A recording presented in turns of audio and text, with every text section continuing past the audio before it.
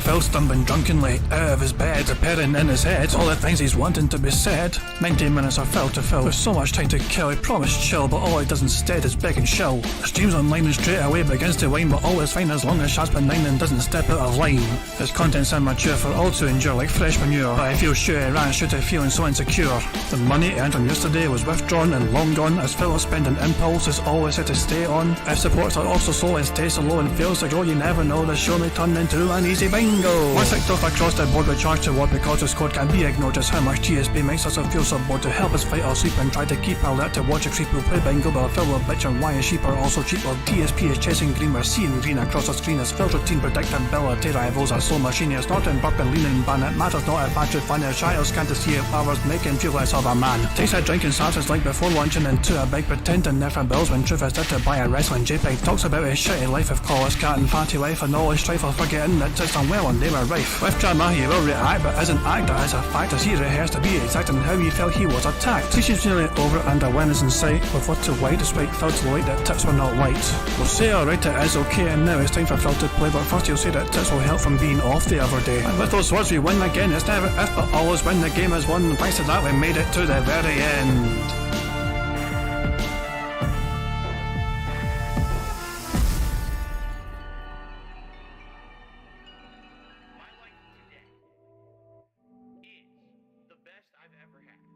Hey guys, Kind Jad here, and welcome to DSP Bingo for today, Monday the 13th of March 2023. I do hope you're all doing very well indeed on this fine Monday. I say fine Monday, but it's pissing down with rain in Scotland. I don't know what it's like in the rest of the world, but here in Scotland it's been a miserable fucking day, which is par for the course, to be fair, a lot of the time. But yeah, not a great day weather-wise today here anyway, but I hope it's better where you guys are anyway around the world. But yeah. I want to start off the stream by apologising a little bit for last night. I had to kind of end things quite quickly and abruptly, so things like, even though I got a full house, I did have to rush things because I was just wanting the stream to end so I could actually deal with, family stuff. I will say things are okay now, for the most part it seems. I kind of said on, it's funny, I wasn't planning to talk about it anywhere, but I went on to Detractor Beam after I finished the stream. And Decepticon was streaming last night as well for bingo, for fellow stuff, and they had the Detractor Beam on with them. And Indrid, as soon as I went onto the stream, I heard Indrid of the Detractor Beam say, "Is everyone having a good day or a bad day?" And I thought, okay, I'm going to be honest here. You know what I'm saying? I'm having a bit of a bad day. So the fact was, my mother had to go to hospital, and I found out during bingo yesterday. She's okay. Well, she's gonna be alright, so don't worry about that. But yeah, the fact that I found out during bingo, I'll say, had my mind a bit distracted elsewhere, so I just can't in a hurry to get bingo finished. But I just thought I'd apologise for just how abruptly things ended yesterday with the whole side of, that. Usually I'll try and also make sure everyone's name was included on the list of potential winners, for example, and I'd spend more time trying to find them. I was just in a rush to get things sorted, and just so I could phone my mum and make sure everything was okay. She is okay, so I just thought I'd get that out there and apologise for last night.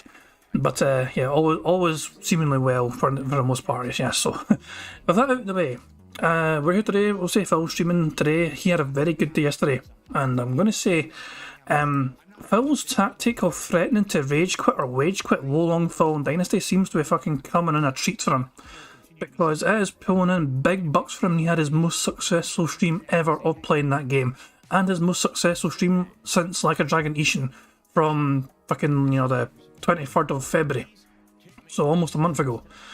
So yeah, Phil's threatening. Phil, in case you missed it, was basically flat out threatening to wage quit the game because he is not happy with the game at all. He is not pleased with how it plays. He is not pleased with anything to do with it. He hates it. He's not having a good time playing the game, but he's only playing it for the money, essentially. He has told his audience as long as he keeps supporting it, he'll keep playing it. So here's Phil completely going against his own narrative of trying to fucking produce meaningful content that he wants to fucking make. He has flat out admitted he hates playing this fucking game, but he's also flat out admitted he's basically going to keep playing it as long as fucking people keep supporting him. So there you fucking go, make of that what you fucking will. So, because Phil got $228 dues last night and fucking his only stream in a fucking day, he's naturally in a good decent wee mood. Today he wants a fucking chill stream. He's playing Hogwarts and he's going to fucking play. And what's he playing tonight? Hold on, what's he playing tonight? Is it more Like a Dragon Ishin? Yeah, Like a Dragon Ishin is after, so is the evening stream. So Hogwarts Legacy for day stream, Like a Dragon Ishin for the night stream. And he's hoping for a nice chill fucking day and all that shit. He's really fucking feeling positive and all that crap. You know, it's a same old fucking spiel you get from it. Phil managed to get his 2 members. He was after 2 members as well yesterday. He was wanting 380 members. How do you fucking go? That's so fucking hooray for that. So Phil will be in a very good mood, I imagine, because of all that. Let's spin the wheel and determine today's bingo card criteria. Spin, you bastard. Spin some more. Unique is going to land on Unique. We have a winner, ladies and gentlemen. Unique will be our criteria for the bingo card shenanigans. Fantastic stuff. I've not updated this thing yet. What do we do for centre space? What do we do for a centre space? Centre space ideas. See, my last couple of centre space ideas have not gone down well because Phil's not fucking hit that. So, I don't know, centre space. Dutch Bros, how likely is he to fucking mention Dutch Bros? I don't think so. Support is already on the card. We can't have things that are already on the card, the main card. Support is one of the ones that are on there already. You know, it's in here somewhere in the usual list of things that could be on the card. So we can't have support because it's already part of the normal card. Him defending himself, that is defense mode. Rage quit, trolls, detractor trolls already on there. That being said, already part of the main. All these things are on the main card. These are kind of suggestions. Quit. The word quit. Quit could be a thing. It could be a thing. Quit. Quit. We could do quit. Okay, fair enough. Money, yeah, yeah. Money, oh, money, yeah, yeah. Money. Thank you very much to Prophet for the super chat. It says, stop showing your mum Phil content. Hope she's doing okay. And hope she's doing better, my dude. And thank you again for the help on Friday night. No problem, Prophet. This is the thing. I was torn between how honest I should be about it when I found out at the time. You guys know I usually fucking wear my heart on my sleeve sometimes and just fucking tell you guys things. I didn't want to come across as trying to fucking fish for like pity or whatever, you know what I'm saying? It's like a bizarre kind of thing. That was kind of going through my head. So I was in two minds how honest to be about the situation because I just didn't want to come across as trying to fucking fish for it. It's one of those kind of things. I want to just fucking deal with the situation first and then I can tell you guys about it later on. That's kind of what was my mindset, you know what I mean? But it's a strange one. I wasn't even fucking planning to even fucking talk about it, but at the same time I felt like I had to mention it. But thank you very much, Prophet, for that. And in case you're not aware, I had to make a wee impromptu video to show Prophet how to add the chat to the stream because Prophet is streaming again and he wanted to have Phil's chat shown on stream, so I showed him how to do that. I even made a wee special video for him and everything. And I'm not that great at fucking instructing people how to fucking do things, but I figured it out, so I must have done something right. Anyway, the centre square, I think, quit could be a good one to use. So, yeah, I'm going to have quits there. Fuck it, we'll just do quit. And any sort of variation of kind of wage quit. I'm going to do this, wage quit. Any variation of him discussing about fucking quitting that game. Wolong Fallen Dynasty. So I think that's a good thing to have. He doesn't have to say wage quit, obviously, but him discussing Wolong Fallen Dynasty and the criteria for him to keep playing that game is how we're going to fucking count that, essentially. Phil's still not live yet, good stuff. He's probably fucking doing dumb shit. So let me generate the bingo cards. Remember, the word we're looking for is unique. We are looking for the word unique. And yeah, Brian Arts is saying, I don't think anyone would think you're using it for Fisher Nation. As I'm saying, I understand that you guys wouldn't you probably think of that, but at the same time, it does stop me from doing it in case it comes across that way. I know you guys wouldn't, likely wouldn't think of me as like trying to fish for things like that, but at the same time, it does, to me anyway, in my mind, it would come across that way. So it's my own personal take on how it would come across. Anyway, we're looking for unique. We have generated 1,000 different bingo cards, and only 217 of them have the word unique in them. Unique. Okay, guys, we need a number. We need a number between 1 and 217. The very first number in chat I see, which contains the number 4, will be the card I picked for today's bingo card shenanigans. Eileen was technically the first one. 64. So I mean, Eileen technically was the first one to fucking put a number in chat when I asked for it. To me, as soon as I said the word number 4, I saw number 4 appear from Eileen, the 64. So I'm going to have to go with 64. Because even though they got lucky and guessed it, because I'm sure they typed it before hearing what I was going to ask for, they got the first number. The 64th bingo card with unique in it, which will be the 65th result. Okay, let me just very quickly save the card first. I have a feeling Phil's going to start before... Yeah, he's back from fucking his little bathroom break, not sure, I think. So I'm going to save the card very quickly, and then we can go through the card and see how good it is. So just give me 2 seconds, guys. Let me save the card. Fantastic. There we go. Just give me a second, people, and I will have this card saved. Okay, save that. There we go. And we are essentially good to go. Let me go over here now and close that and close that. And here's Phil. Fucking just good. Phil says good morning so many fucking times. It's bizarre. Like he turns up, says good morning all. Then chill day, not shit. Then he fucks off for a while, comes back and says good morning again. It's so weird. For God's sake. Anyway, let me get his bingo card set up and go through the rules of the game. So, the aim of the game is also to try and get 25 out of 25 on the bingo square. If Phil snorts 25 times, that is a free space. If Phil burps 10 times, if he burps 10 times, that is also a free space. If he gets 100 likes on his stream before recording for gameplay, that is also a free space. And if we get 100 likes on this stream, that is also going to be a free space. You can see the card in front of you. As you can see, we've got the Y and T pose, him saying content, alright, him doing siege mode. What is siege mode, you might ask? It is when Phil crosses his arms and folds them, you know, while he's talking to the camera. Then him saying honest, then him saying unique, support, him making that annoying T sound, him saying gifted memberships, which is, to be honest, I don't know. He doesn't really talk about memberships much anymore. We might have to fucking get rid of that in future. We'll see how it does today. If Phil doesn't, you know, mention gifted memberships when he's talking about, because he will set a members goal. He will set a daily members goal, I'm sure. But if he doesn't mention gifted memberships, then I think we might have to remove that particular square for future use. And him laughing. Then him talking about new games, him clearing his throat, him discussing Wolong, Fallen Dynasty in terms of, like, you know, whether wage quits a game, him saying now, and him saying time. The fourth row is Phil standing up randomly, him pointing at text on the screen, him using the sound box, him saying what the fuck are you talking about, and him saying there you go. And the final row is Phil saying interesting, that being said, shout out to that being said, interactive, wrong, and him smacking his dumbass lips. So that is a card for today's bingo shenanigans. So yeah, good stuff there, good stuff there. Eileen's asking, is troll tip in the word list? Kind of. I mean, trolls, detractors or trolls are part of the square, is one of the squares. One of the squares is Phil saying detractors or trolls. And we used to have Phil ignoring a troll tip on there, but I removed it because Phil stopped doing it. But it, to me, it doesn't, I don't know, I might add it again. I might re-add Phil ignoring a troll tip. So Quiff Poon is asking, so how does he do wage quit for the podcast?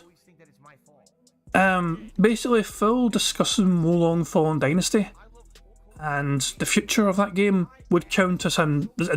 So Phil does not have to say wage quit, that's why I put the wee asterisk around the wee symbols around the words wage quit. When he is discussing Wolong Fallen Dynasty and he is basically saying the way to keep him playing that fucking game is to fucking keep supporting him, that would be a wage quit. Him basically discussing any sort of way, the way to fucking keep him playing the game is to fucking support him playing the game. It's essentially countering as that. So I made it quite kind of flexible in that regard, you know. So yeah, I'm very confident he's going to talk about Wolong Fallen Dynasty. He'll talk about the support he got, and he will talk about probably, you know, him, the future of him playing that fucking game, I imagine. So yeah, that's why I'm kind of confident about that. So there you go. I think it's a good card. I think it's quite a strong card. So there we go. Anyway, guys, I'm going to let the fucking meerkat music let you guys entertain you while I finish my dinner. Tonight I am trying to eat spaghetti bolognese. I had a few mouthfuls already, but also I had to can't stop eating so I could get a bingo game all set up. So I'm going to turn the music up. You guys can enjoy some classic meerkat tunes while we wait for Phil to go live.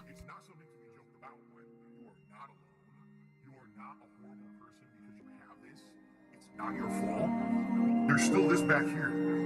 And it's still in the back of my neck, the back of my head. Son of a bitch. Of course he fucking goes live as soon as I'm fucking getting ready. Fucking didn't Didn't even get one fucking bite. Did not even get one fucking bite. Oh, for fuck's sake.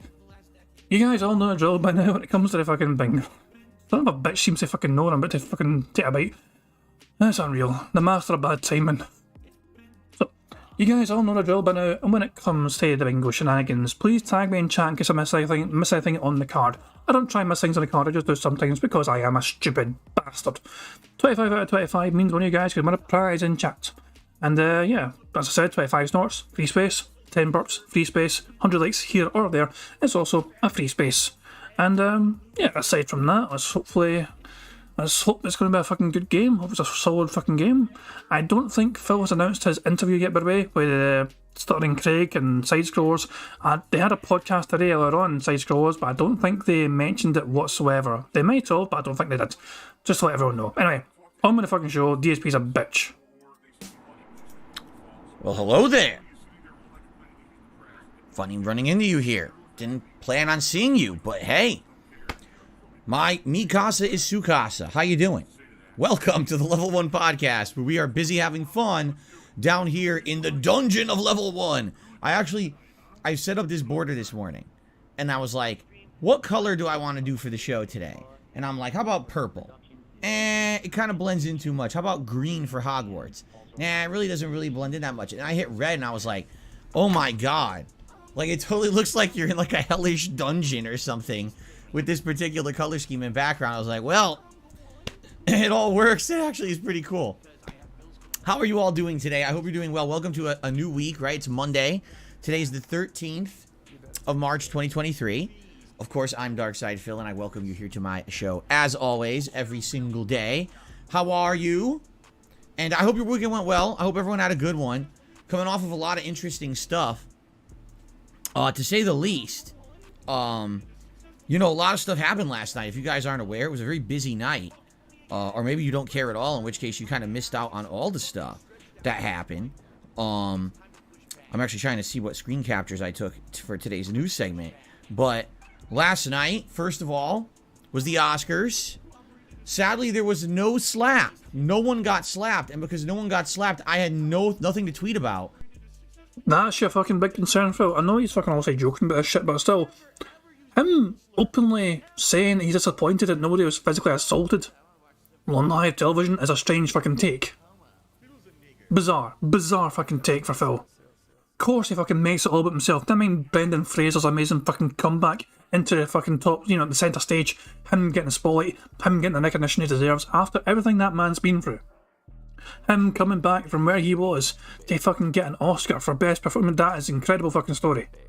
But never mind that, Phil's just pissed off he didn't know to fucking slap somebody.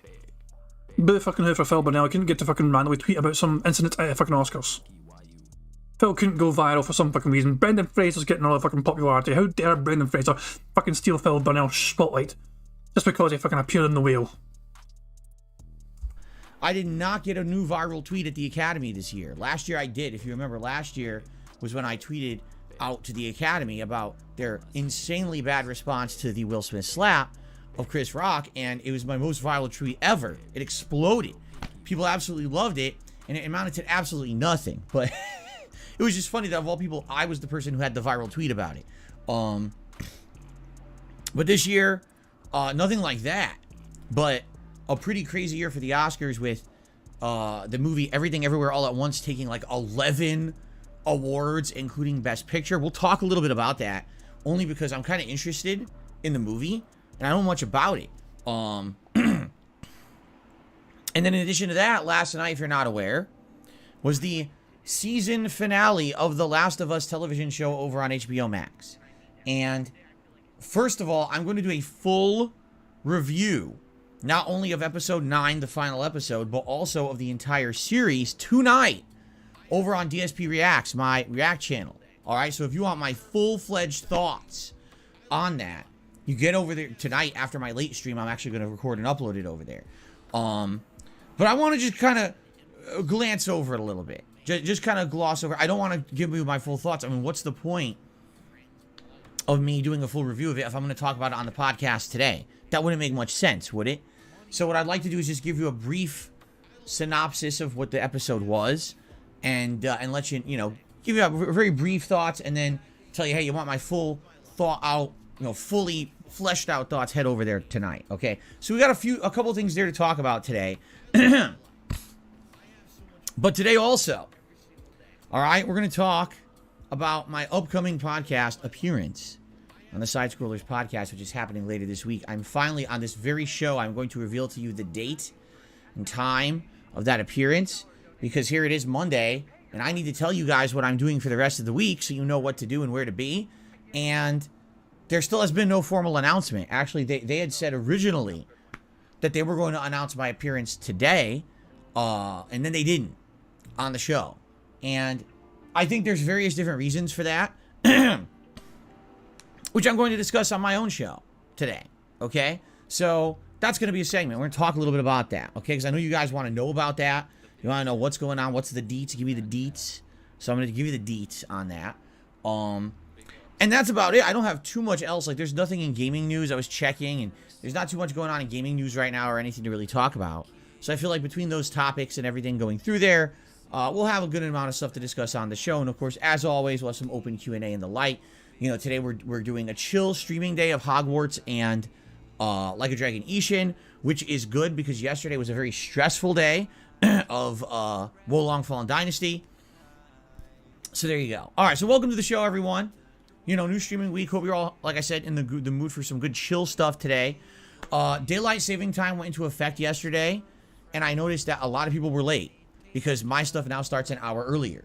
And yesterday, when I came to the show, I was visibly tired. Like, I actually watched back the podcast from yesterday, and looking at my own face, I was like, oh my God, like, I looked bad, right? Like, I looked like my face, like, you could tell I was barely awake. My eyes, I couldn't even keep them open.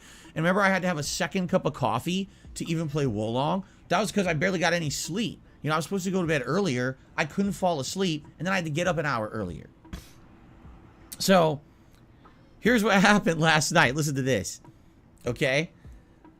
So it's time to go to sleep, and it's the usual routine. We get Jasper into the bedroom, and luckily, I brushed my teeth.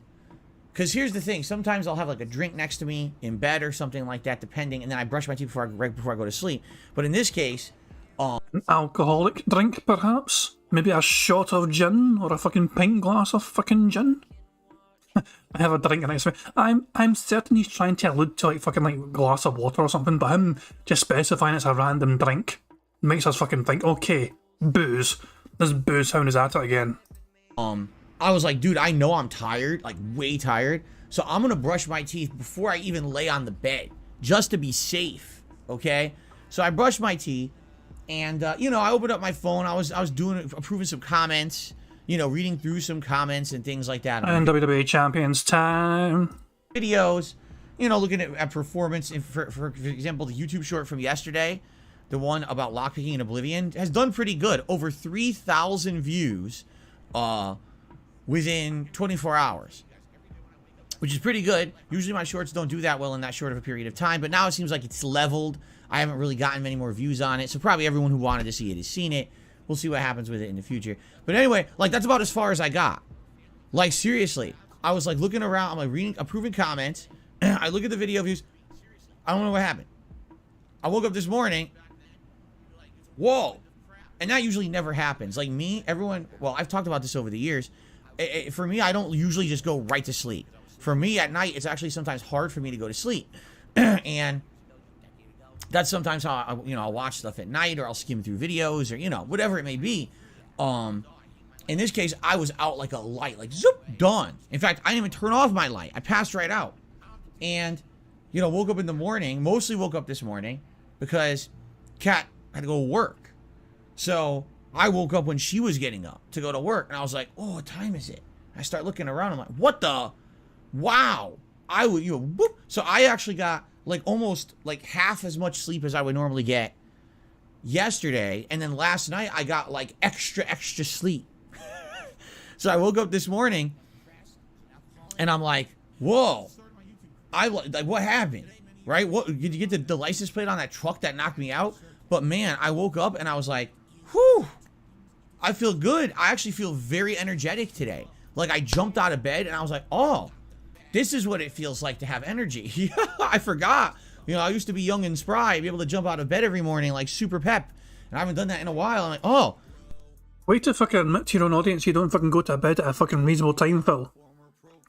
This is evidence, the undisputed fucking evidence that Phil stays awake until like fucking 3 AM, 4 AM or some pish, and then fucking like waking. He doesn't get enough fucking sleep because he stays up all fucking night playing WWE Champions and drinking gin and watching crap on TV, probably fucking following wrestling trends as well on fucking Twitter or some pish. Nonsensical. This is bizarre. Okay, I get it now. So, I actually feel good today. I do. I don't know if I look any better than yesterday, but I actually felt way, way, way better this morning. I'm like, this is excellent. Now I can head into the new week, you know, energized rather than feeling very slow and sleepy. That's a good thing, right? So, yesterday, first of all, let's talk about yesterday. Yesterday, Sunday, was a weird day because I only did one stream. The first stream was Wolong Fallen Dynasty. So let's do an update on this playthrough because a lot of people are wondering what's going on with me playing Wolong. Basically, the agreement that I have with you guys is as follows. You know I don't like the game. Right? I think I've made it abundantly clear publicly to everyone. I don't like Wolong Fallen Dynasty. It's funny because I was talking with a few people about it, and one person says to me, you know, it's funny because I think Wolong is the only game that could have possibly made Phil admit that Sekiro was good. I don't feel that I hated on Sekiro so much that I ever said it wasn't good. What I said was, it's probably the weakest entry from FromSoft because it's a one-trick pony game where everything is about the parry, correct? I mean, yes, there's special trick weapons or whatever they're called in that game, but for the most part, it's about parrying everything, correct? So, a lot of people felt that me kind of hating on Sekiro when I played it several years ago when it was new was unfair, but now that I'm playing Wolong, and every time I play Wolong, I'm like, man, it's not as good as Sekiro. They're like, wow, all this praise for Sekiro. Well, what it is it's comparison, correct? Right? It really is. I don't even think Sekiro is, honestly, maybe it barely hits top 5 best. I mean, we've got to look into it. I was going to ignore it, but we've got to look into it. We've got Pig Go right fucking here, for example. So, hate. Sekiro. How did Phil say hate any time when playing Sekiro? And is that how you spell the fucking game? I do hope I spelled that right. This is taking a while to search. Why is it taking a while to search? Pig Go is usually faster than this. Ah, here we go. Hate. Why, or whatever. Whatever, the word whatever comes up, oh my fucking god. The word whatever counts as hate. Because part of the word, part of how you spell whatever is... Ah, for fuck's sake. Great. I got a better idea. I got a better idea. Terrible. The word terrible could be good to use. How you can survive that. Like, it's seriously terrible for you. Taco Bell maybe once a month. I'm talking about fucking a Taco Bell experience, for fuck's sake. Terrible, so fucking stupid. Okay, what's this all about? This fucking terrible. Hold on. So now I gotta go all the fucking way back up there because this game sucks. There we go.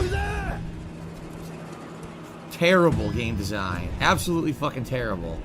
There is what we're looking for. There is what we're looking for, right fucking there.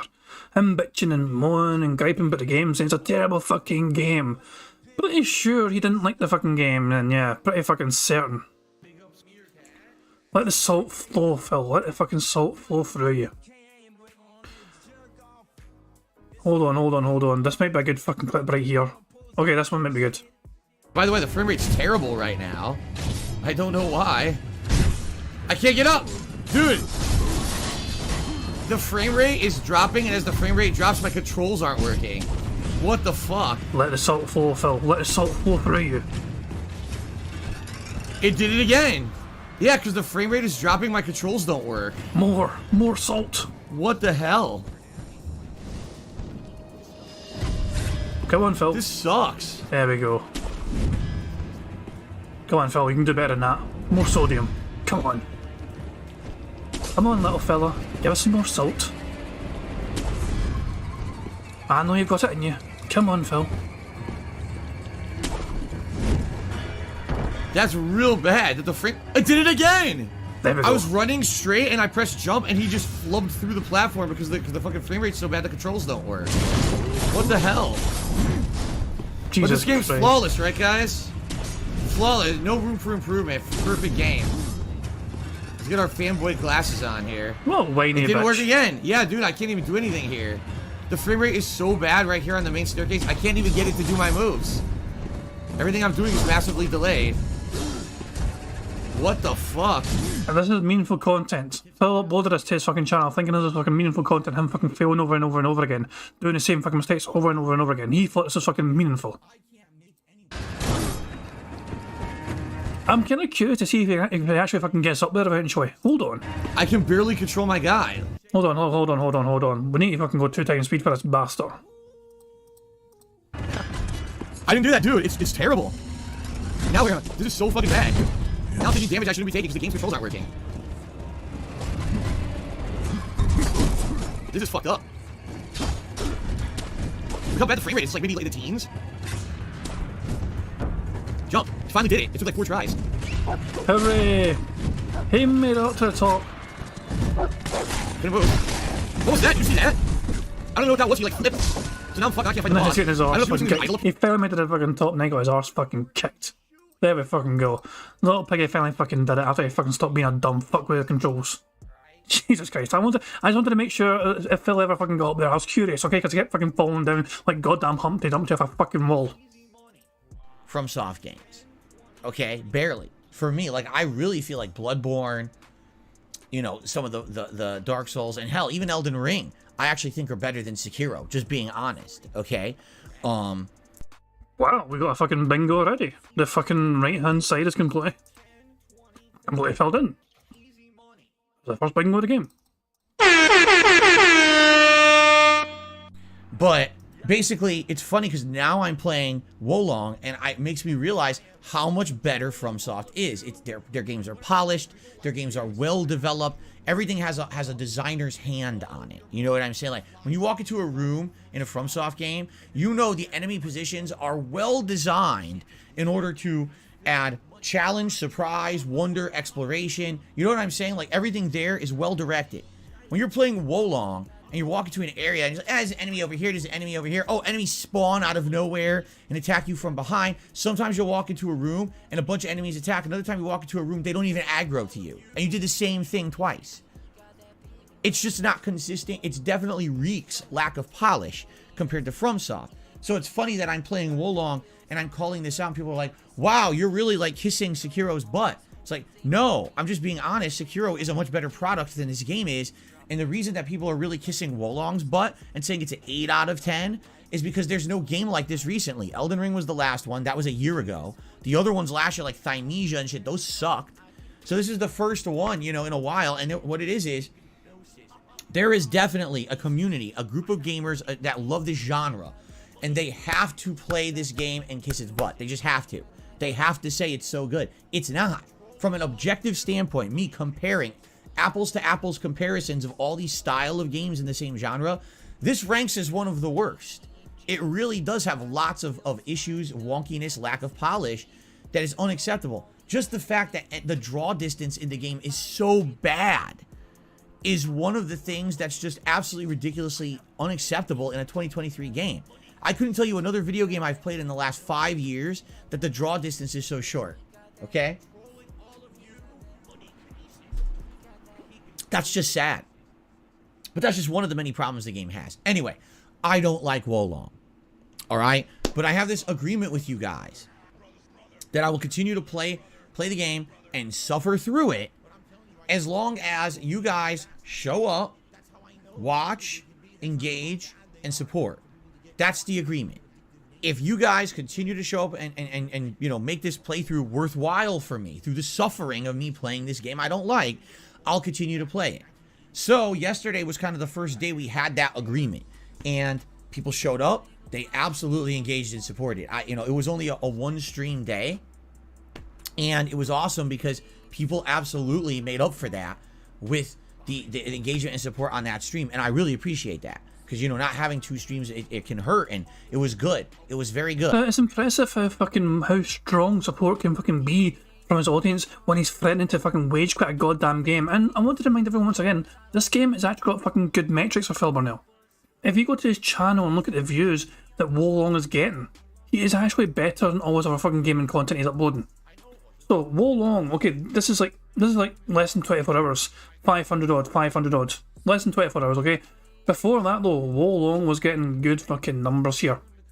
851, 843, 985.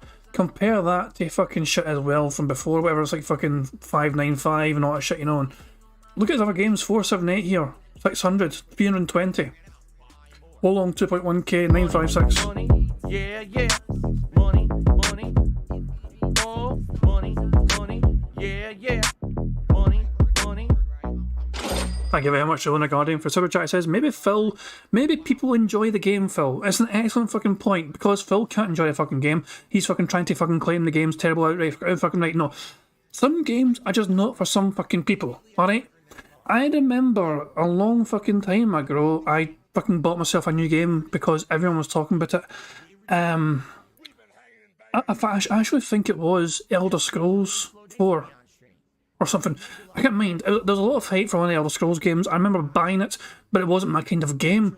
I wasn't used to playing that fucking kind of game, and so I didn't enjoy it. It doesn't make it a bad fucking game. It's just when I bought it at the fucking time when it came out, it was a bad purchase for me because it's not my kind of fucking game. Just because it's not my game, the kind of game I would enjoy, doesn't mean it's a bad fucking game. Hell, I've never really... I know some people have absolutely fucking loved the Final Fantasy game series. I've never got into it. It's not my kind of game. I feel like I would enjoy playing Final Fantasy games like that. Doesn't mean it's a fucking bad game. It just means it's not my kind of game. But Phil's like, no, this game, his decision is meant to be the fucking barometer for how all games are meant to be fucking judged apparently. He's a fucking standard apparently. He thinks of himself as a fucking standard for what these fucking games are. You just can't let people enjoy things for the sake of fucking enjoying them. He has to fucking shit them if he's not enjoying them. It's fucking bizarre. I really appreciate that. Because, you know, not having two streams, it can hurt, and it was good. It was... Well, yeah, fucking, no wonder it was fucking good. Phil got $200 and fucking $28 fucking dollars. You can fucking see right fucking here. $228 for threatening to quit the game unless they fucking turn up and give him fucking money. Imagine if he does that with every single game. Imagine he does that for fucking Hogwarts. He would get supported a fucking ass, man. He would be... So this is what I'm saying. Him threatening to quit a game unless he's fucking getting support from his den heads works. Let's see if he does it more often in future. It's very good, okay? As for the gameplay, I mean, it pissed me off. You know, I'm doing a stage where it's basically you're on a river. Your goal is to cross the river, get inside of this temple, and fight a boss. Well, the river is just a bunch of boats. And the way to get across the river is a bunch of platforming, unhooking other boats that create shortcut platforms and things like that. But if you fall off a boat, you lose your entire health bar. You do respawn with 0 health. Now you have to heal yourself using healing items, or else if you get hit one more time, you're dead and you gotta start over. The problem is, they sadly just don't put many or any checkpoints on the river. I think there's one. So you have a checkpoint before the river, then a bunch after. So you have to do the whole river in one go. Sounds like a skill issue, Phil. And of course it gets easier as you unlock these shortcuts, but the problem is it's not FromSoft. If this were FromSoft, they would have done it well. They don't do it well. I'm sorry it's not a fucking checkpoint every fucking 5 seconds, Phil, but for fuck's sake, it's just a skill-based issue. If you're not fucking good enough to fucking complete the fucking game, then so be it. They've got cheesy-ass areas with insta-kill deaths you can't avoid. They've got enemies. I was walking on a boat, and there was a jump. I shit you not. As I'm about to jump, an enemy popped in because of the bad draw distance. It was a mage. The mage proceeded to throw a fireball that, as I'm in mid-jump, hits me in the air and makes me fall into the gap. Well, if the fucking mage had been there, I would have known not to jump and get hit by the fireball. But it wasn't there till I was jumping. The game is so poorly designed. I don't know how people could defend the game and be like, oh, 8 out of 10. This salt is glorious. Also, I'm kind of curious to see this for myself. I want to see this for myself just to see if Phil's being honest or not. So, let's explore. This shouldn't take too long. This shouldn't take fucking too long. I have a plan. Parts 14, 15 and 16. Hello everyone and welcome back. Shut the fuck up. Nobody asked you for your fucking thoughts, Phil. we use a transcript here and we look for the word mage. Spirit damage, damage, damage, damage. Damage, damage, damage, damage. Okay, it's not in part, well, the first part from yesterday. Shut the fuck up, Phil. Give me a second here. I'm kind of curious to see myself, that's what I'm saying. Politically saying I'm genuinely interested. Has Phil ever really praised a game and said it's overall very good, no complaints? He was kind of like that for Guardians. The kind of Guardians Telltale game. He was very praiseful about that game. He really liked that game. And for the most part, he didn't like that game. And there's some games that... Alright, guys. Oh, for fuck's sake, this stupid fucking wee hat. There is some games that Phil has genuinely fucking liked over the fucking years, for sure. Stray, well, he liked Stray for strange fucking reasons. He's got a cat, so he must like Stray because he's got a fucking cat as well. It's kind of strange. Okay, Mage was the wrong fucking thing to look for, clearly. Wrong fucking thing. What about checkpoints? No check, oh, for fuck's sake. Well, that was a fucking waste of fucking time. Checkpoint, maybe? Two separate words? No, oh well, fuck that. Bear with me, I'm going to try one more fucking thing. And if it's not in either of these two fucking parts... Hello? Shut the fuck up, Phil. Then I'll just give up. Transcript. So... Check... No, checkpoint, no there. So if there's no... Boat. You know, that's a fair... Boat. Boat appears one time. I was going to say, I don't know. Search poppin'. That's a good shout, poppin'. Pop doesn't appear at all in the first part, okay. Bear with me, if it doesn't work for poppin', then we'll just... Oh, here we go. Here we go, I think we found it. I think we found it, ladies and gentlemen. Healing item left. Run, bitch! Run!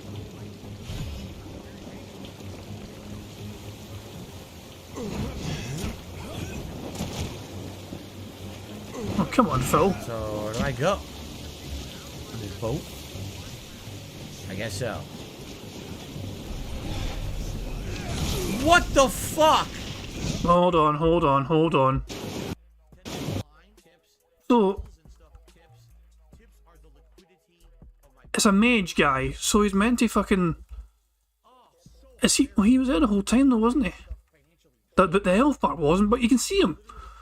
The health bar doesn't show, but you can see the guy clearly. He's there, you can fucking still see him. There he is, right fucking there, there's his fucking head right fucking there. So you can see him, right the whole time. The health bar didn't show until fucking late. But no, Phil, he was there the whole entire fucking time. You can still see him. Health bar pops up here. He stops. He takes a backward step. He then charges forward as the guy's attacking him. What the fuck? He appeared, he literally didn't have any actual, he wasn't there. He was there the whole time. The popping. Phil, he was there the whole fucking time. Debunked. Keep going. Look, let's hear more excuses from Phil at a time. He appears, immediately knocks me off the fucking boat. Oh my fucking god, this is fucking close. I'm glad I found this. I'm glad I invested time to find this, because what the fuck, man. What a piece of shit game. I'm telling you, like, what fault did I have here? What fault did Phil have there? Where do you fucking begin? What fault did Phil have here? There's a dude in front of him. He can't see him, he's oblivious to him. Oh, there's somebody in front of him. Phil, okay, somebody's there. I'm going to take a step back now, and then I'm going to charge forward as the guy's about to attack me. What the fuck? Phil, there was no fucking popping. You're fucking delusional as fuck, boy. That's an incredibly delayed fucking reaction. Jesus Christ. Can you scroll back to the first frame? He's visible. Sure, okay. I almost closed it. So where do I go? On this boat? He's actually visible here, I think, you know. Phil's fucking face cam kind of blocks things, you know. But I think you can kind of see him in the up ahead here. This kind of area here. So if I keep going forward, like Phil's face cam will block it again. I've just... I guess Yeah, he's there the whole time. so. And then he turns his camera that way. And there he is the whole time. He was there the whole time. Oh. On his boat? He was there the whole time. We can fucking see him right fucking there, for fuck's sake. Yoo-hoo. I'm gonna fuck you up, boy. It's like Phil's like going la-di-da-da-da. I'm not paying attention to my fucking surroundings. I guess so. What the fuck? That dude fucking one-shot him beautifully. That is fucking glorious. There is no excuses for everyone else. He's just atrocious at this fucking game. Bad gamer. Bad gamer. That's objectively wrong. It's just frustration to no end when you've played so much better. You know what I'm saying? So, yesterday's major frustration for me was just getting across the river and getting... The checkpoint is in a room with a mini-boss, several small guys, and snipers, but to get there, you had to cross the whole river, so how do you have enough healing to even beat this room? It's just... Everything's set up to piss you off. Like, literally, it's just designed to piss you off. It reminds me of the Neo DLC. Neo 1 had a DLC expansion. And after having beaten the entire base game and liking it, I hated the DLC expansion. Why? Because literally, here's what the game dev said. We've given up on effort. We're not putting any effort into this DLC. We're just going to literally put as many cheap shit deaths and enemies stacked up against you as possible. You try to survive it. That's all we care about. It's blatant bait to try to say, oh, we stacked on as much as possible, but did you actually test it? Did you polish it? Did you see if it's fair or entertaining, or did you just throw shit into there? And that's how the DLC felt. That's exactly how this whole fucking game feels. Hold on. This fucking... Did you actually test This fucking little gesture right here. I don't know if my eyes or deceit. My eyes might have been tricking me here. it? Did you polish it? Did you see if it's fair or entertaining, or did you just throw shit in? That little arm jiggle, man. I like how he has got noodle arms, right? He's got wee fucking noodle arms, and yet he still manages to fucking generate arm jiggle. See, the little arm jiggle, the fucking flabs of fat on his fucking noodle arms still fucking flap about when he fucking thrusts his arms forward. That really caught, I don't know why that caught my fucking eye, but it still caught my fucking eye somehow, the arm jiggle. Now, I will, just so you know I'm not fucking exaggerating, I'm gonna go slow motion, and you guys can see for your fucking selves. Just throw shit. You see that fucking wobble? You see that arm jiggle? I'm sure you fucking see it. I'm going 1.25 speed because fuck you, Phil. To there, and that's how the DLC felt. That's exactly how this whole fucking game feels. It doesn't feel like anything has a guided designer's hand that says, oh, here's a fun challenge, here's a fun room we set up. It's just, here's a bunch of shit. Just fucking deal with it if it works or not. We don't really care. And that's that. So, I really don't like the game, but I'm toughing through it. So yesterday, I beat an entire story stage. I did 2 side quest stages, and then I beat the half of another story stage. Now, this game has 16 story stages. As of now, I've beaten 10 and a half. If I beat a stage and a half every stream, if you do the math, okay, that technically means likely we've got like 4 or more streams left. Yes, I know. 4 more streams of Wola. Oh my God, you'll be playing this for weeks. Yeah, I know. I know. Listen, I know. I hear you. I'm there with you. It's a game of suffering. But again, since people are showing up and supporting, I'm going to keep playing it. If that changes, it would be hilarious if I get to the end and then like the game dies. I'd be like, what did I waste my time on? Right? But I guess we'll see. Hopefully that's not the case. Okay. I sincerely hope that's not the case. And I sincerely hope that, the game continues and maybe there's a payoff at the end. Maybe there's an amazing ending. There's not going to be an amazing ending. Spoiler alert. There's absolutely no way with a game like this. There's no way. But I'll keep going. All right. So anyway, the stream, I would argue the stream went well. You got what you wanted. You got the rage out of me, which is what you want out of this playthrough. And it was well engaged, well supported. Everything was good on that stream. Okay. I didn't stream last night because I had to film my private patron react videos for the week, which were fun. It was a good variety of stuff. And I did the stuff for Slayer, some K-pop stuff, and there was some other private stuff. There are a couple patrons that the private reacts are literally that. They're private reacts. They're meant just for them, and that's fine. You have to understand these are private videos, and if these people choose to make them public, that's their prerogative. They own the video once they pledge to my Patreon. But some people say, no, I just want to keep it to myself, and I appreciate that too. There's been some interesting topics that I've actually responded to over the last several months that those videos just stay privatized because people just want them for themselves, and that's perfectly fine. So I worked on that, and then I had a little bit of extra time. Didn't really have time to work on any kind of tax stuff or business stuff behind the scenes. What I did do is I posted up the threads so that if you are a channel member over on DSP Reacts, as of now, you can post up the videos for next week's show. That is DSP versus the internet. So I posted it. I did as much as I could to signal boost this. So I posted up the threads, on the community tab of DSP React. All right. I did a schedule update post that also said, hey, this is live, go post. And then I even did a YouTube short. Now, no one watches the shorts over there. They don't get attention. So, it's not a big deal. I just hope that basically the signal got boosted so that people now know, oh, okay, it's time. Because remember, it's first come, first serve. If you're a member on DSP Reacts, literally it's first come, first serve. The earlier you post, the higher chance I'm going to watch your clip on the show. Not guaranteed, because there are some clips that we have to skip and things, for the fact that they're flagged videos or, too much of a liability risk or something that sadly is just kind of too not fitting the format. You know what I'm saying?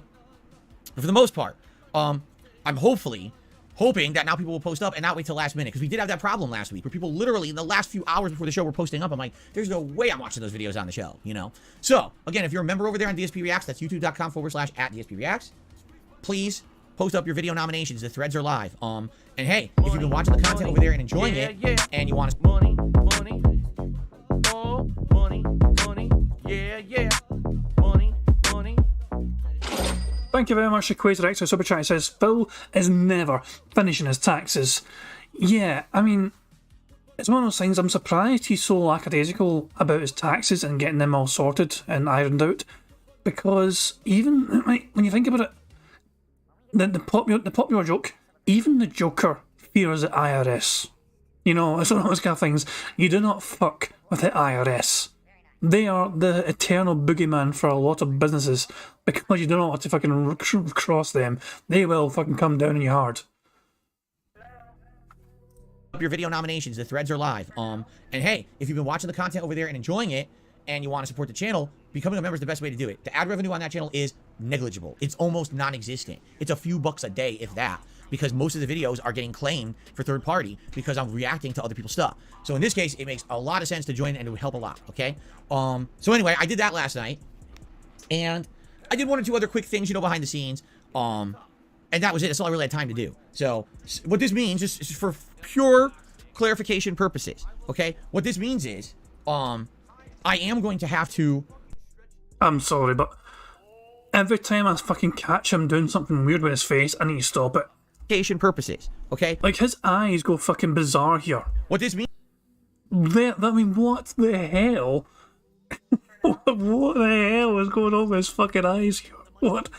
I can't help myself. I cannot help myself but fucking see these fucking things. Hold on, we need to explore this a bit more. What the fuck, man? Eyes are fucking bugging out and popping out his fucking face, man. What in the hell is going on? Have I got a good freeze? I mean, that's what I'm saying. Is this okay, that'll do. I think that'll do. Hold on, I need to see. I need to experiment, guys, with a thumbnail. Hold on. It might not work too well because his head is blended in really strongly with the background. So this might not work too well. I need to, bear with me. Bear with me here. Just go with me here, please. It kind of worked okay, kinda. Like, the background of the chair is a bit weird.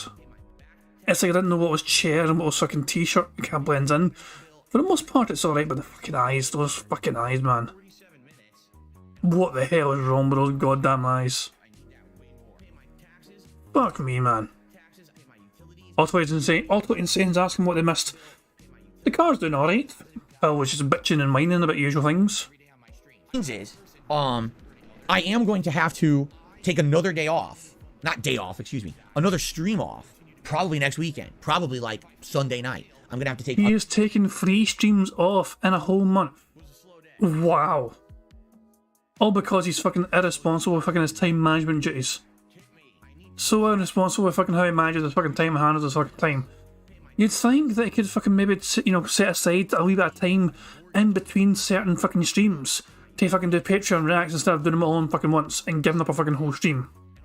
Another night off, and I'm going to spend that entire night crunching numbers and finishing up my tax stuff. So it's done, submitted, and ready to go, and then I don't have to be interrupted anymore, because we got some busy stuff coming up. If you guys aren't aware, just this month, we've got Resident Evil 4 Remake.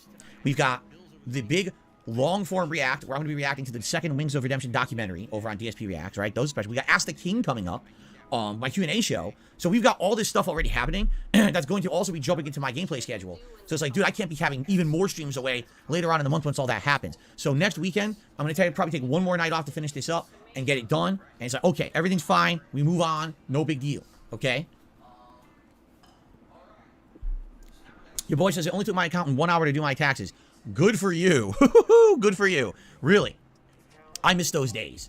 I totally miss those days where I used to be able to just do things like this. Done.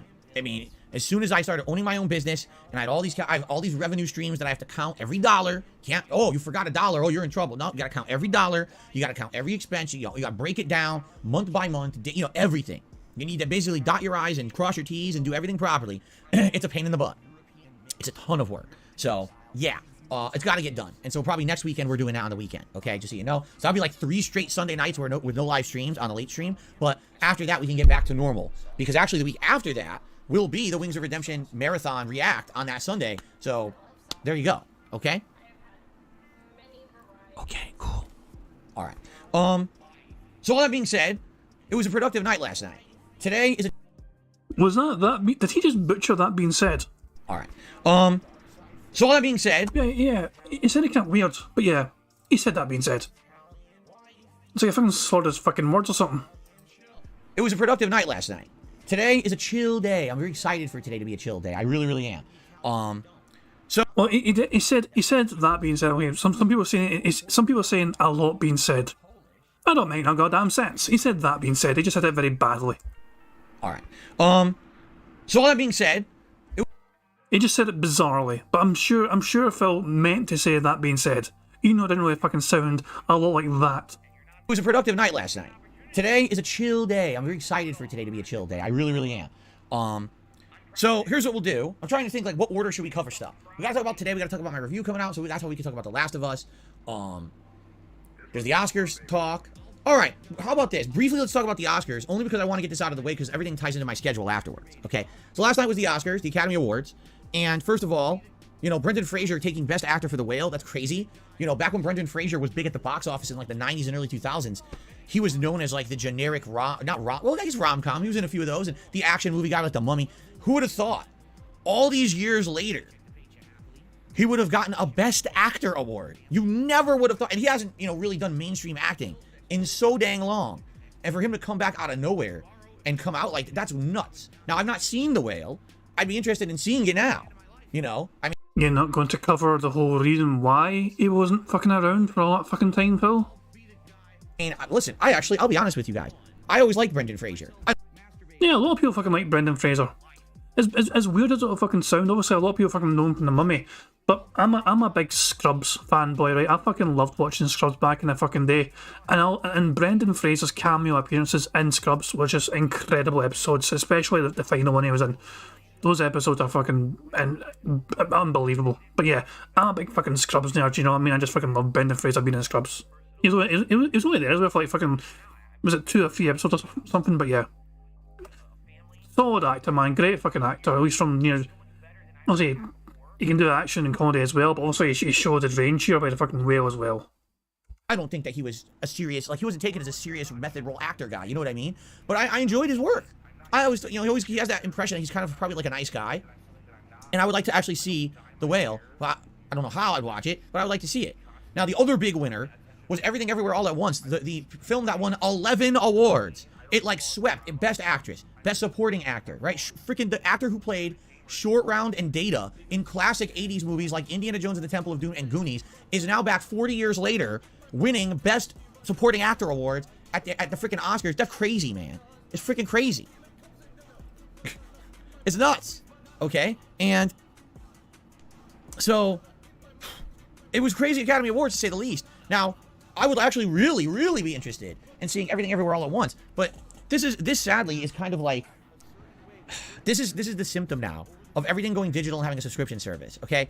It used to be these movies would come out, and I'd be like, oh, now you can just immediately go digitally and watch it somewhere for like $5. I can't even find it. Like, I'm looking. I look on Amazon Prime. They're not there. I look on HBO Max. They're not there. Amazon Prime's like, oh, you can watch it. If you want to pay like $25, you can buy the movie. I don't want to buy the movie. I just want to watch it once.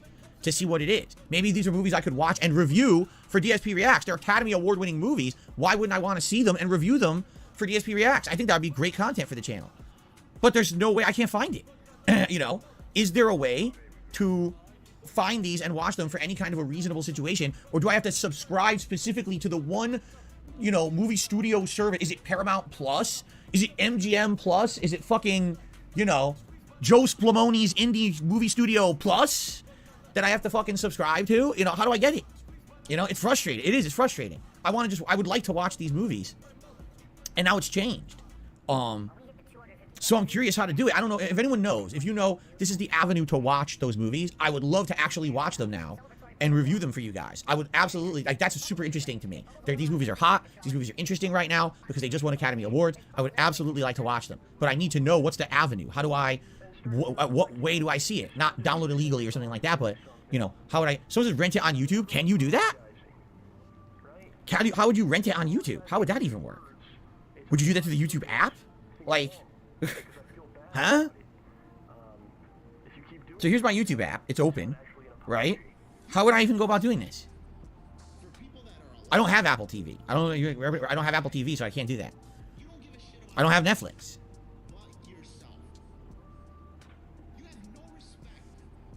Search for the movie on YouTube. Okay, let's take a look. So I open search. Let's say Everything, Everywhere, All at Once. I click on it. I see the trailer. Watch with Showtime or buy. See? You can't rent it. Yeah. You can't. Watch with Show. I don't want a Showtime subscription. I don't want a Showtime subscription. I don't need it. Okay? But it says buy. When you click on buy, $27. Excuse me, $25.99. $26. See? I'm not paying $26 to see the movie once. So now I click on The Whale. Buy only. I click on buy. $26.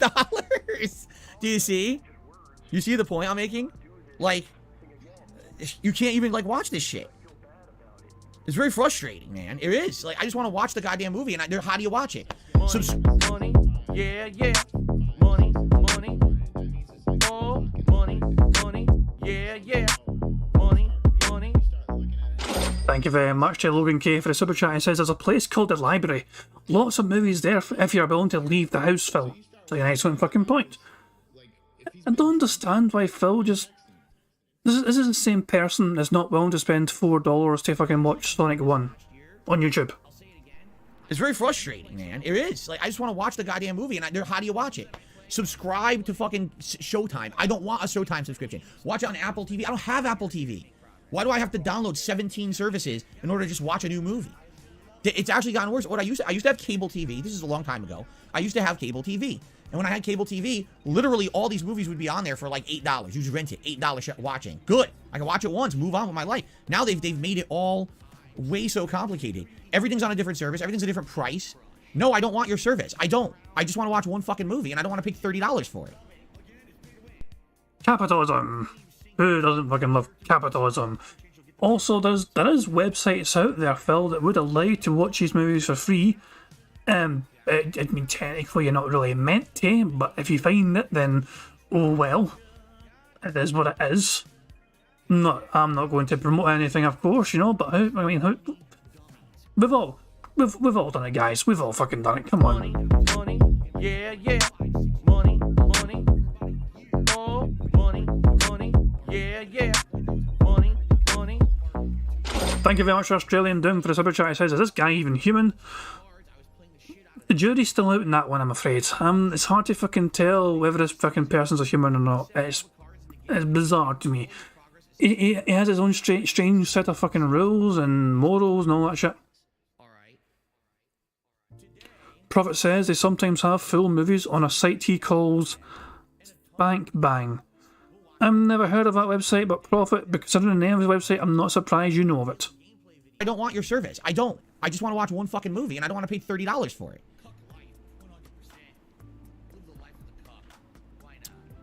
So here's the deal. If anyone has a solution, and no, please do not say, oh, rip the movie. Don't send me the illegal fucking movie or anything. I want to know, is there a viable way to watch these? Does he think that if he reacts to something, they're going to ask for fucking receipts for how he watched it? Does he think that, the fucking producers of the fucking Joker movie are going to fucking contact him in the near future and ask him, hey, do you have HBO Max? How did you watch that movie, Phil? For your React special that has 2,000 fucking views, how did you watch that fucking movie? And Phil's like, here's the receipt for HBO Max, please don't come after me, He is genuinely fucking paranoid. That he reacts to anything, he's gonna get fucking chased after or something. What the fuck, man? This bizarre bastard is fucking broken mentally. Just fucking watch it online for fuck's sake. Easily. And yes, I'll pay for it, but I'll pay a few dollars. I'm not paying $20-some because I don't want to own the movie. I don't even know if I'm gonna like it. I'm intrigued because they won Oscars, so I would like to see the Oscar winners because that's a good thing to review for DSP Reacts, I feel. But I don't want to waste a ton of money. So let me know. Please share with me, okay? Let me know and we'll go from there. There's a funny point from Damien Anderson. This is the same guy who got ripped copies from Evil AJ video. This is how you don't play, and he didn't complain about it, but he bragged about it instead. I guess technically you could say that Evil AJ's content wasn't priced to begin with, You can't really pirate content that's free, can you? I mean, I guess you could technically pirate it if it's free content, but you get what it, yeah, it's a strange line there. But Phil was fucking happy to brag about him having the fucking ripped version of This Is How You Don't Play that Evil AJ made for him to fucking react to in his stupid dumbass channel. Even though Evil AJ did not give him permission to react to that particular fucking video.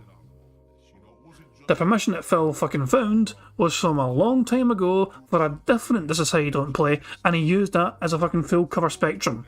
In Phil's world, if you say no once, if you say yes one time ever and you say no afterwards, Phil's going to fucking ignore all those future no's. All he needs you to fucking do is say yes one time fucking ever, and he'll hold that to you, and he'll hold that to you forever. You could say and scream fucking no for the rest of your goddamn life, but if you said yes one time to Phil Burnell, he'll always point to that one time you fucking said yes to him and use that as a fucking reason to do whatever the fuck he wants to do with what you fucking make. Just bear that in mind. So by the way, it sounds like my wife is leaving for work, which means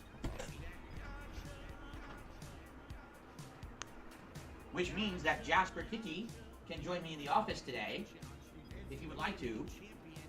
A certain Jasper Kitty. Look at this lonely bastard fucking trying to call for his fucking cat to come and give him some attention. His fucking wife's fucking finally left the fucking house to go see Tyrone, so now the fucking cat can come fucking play in Phil's dumbass room. Oh my goodness. A Jasper Kitty. Here he comes.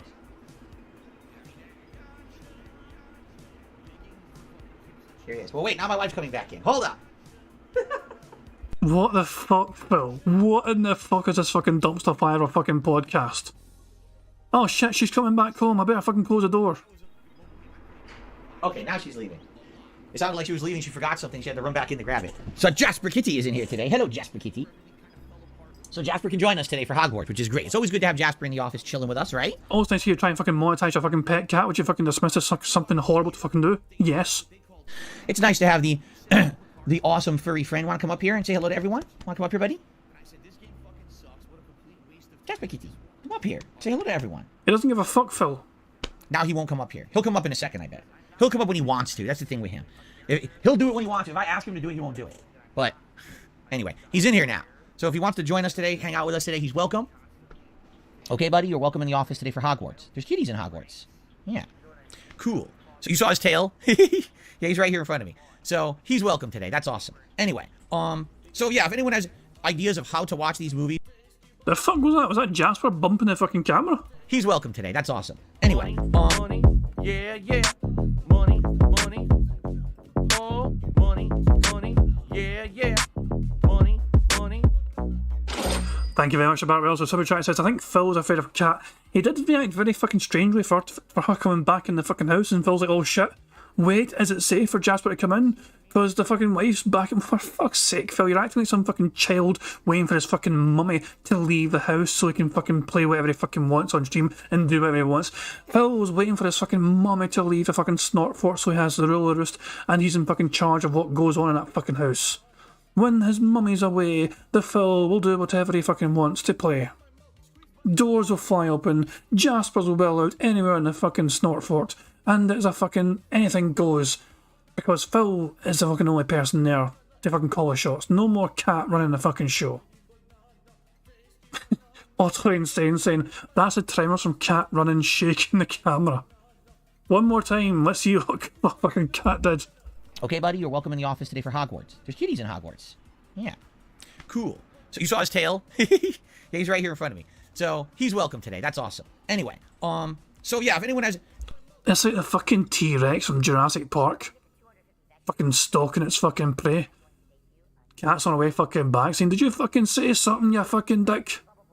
Ideas of how to watch these movies. I'd like to watch either The Whale or Everything Everywhere All at Once. Those would be great movies to review for DSP Reacts.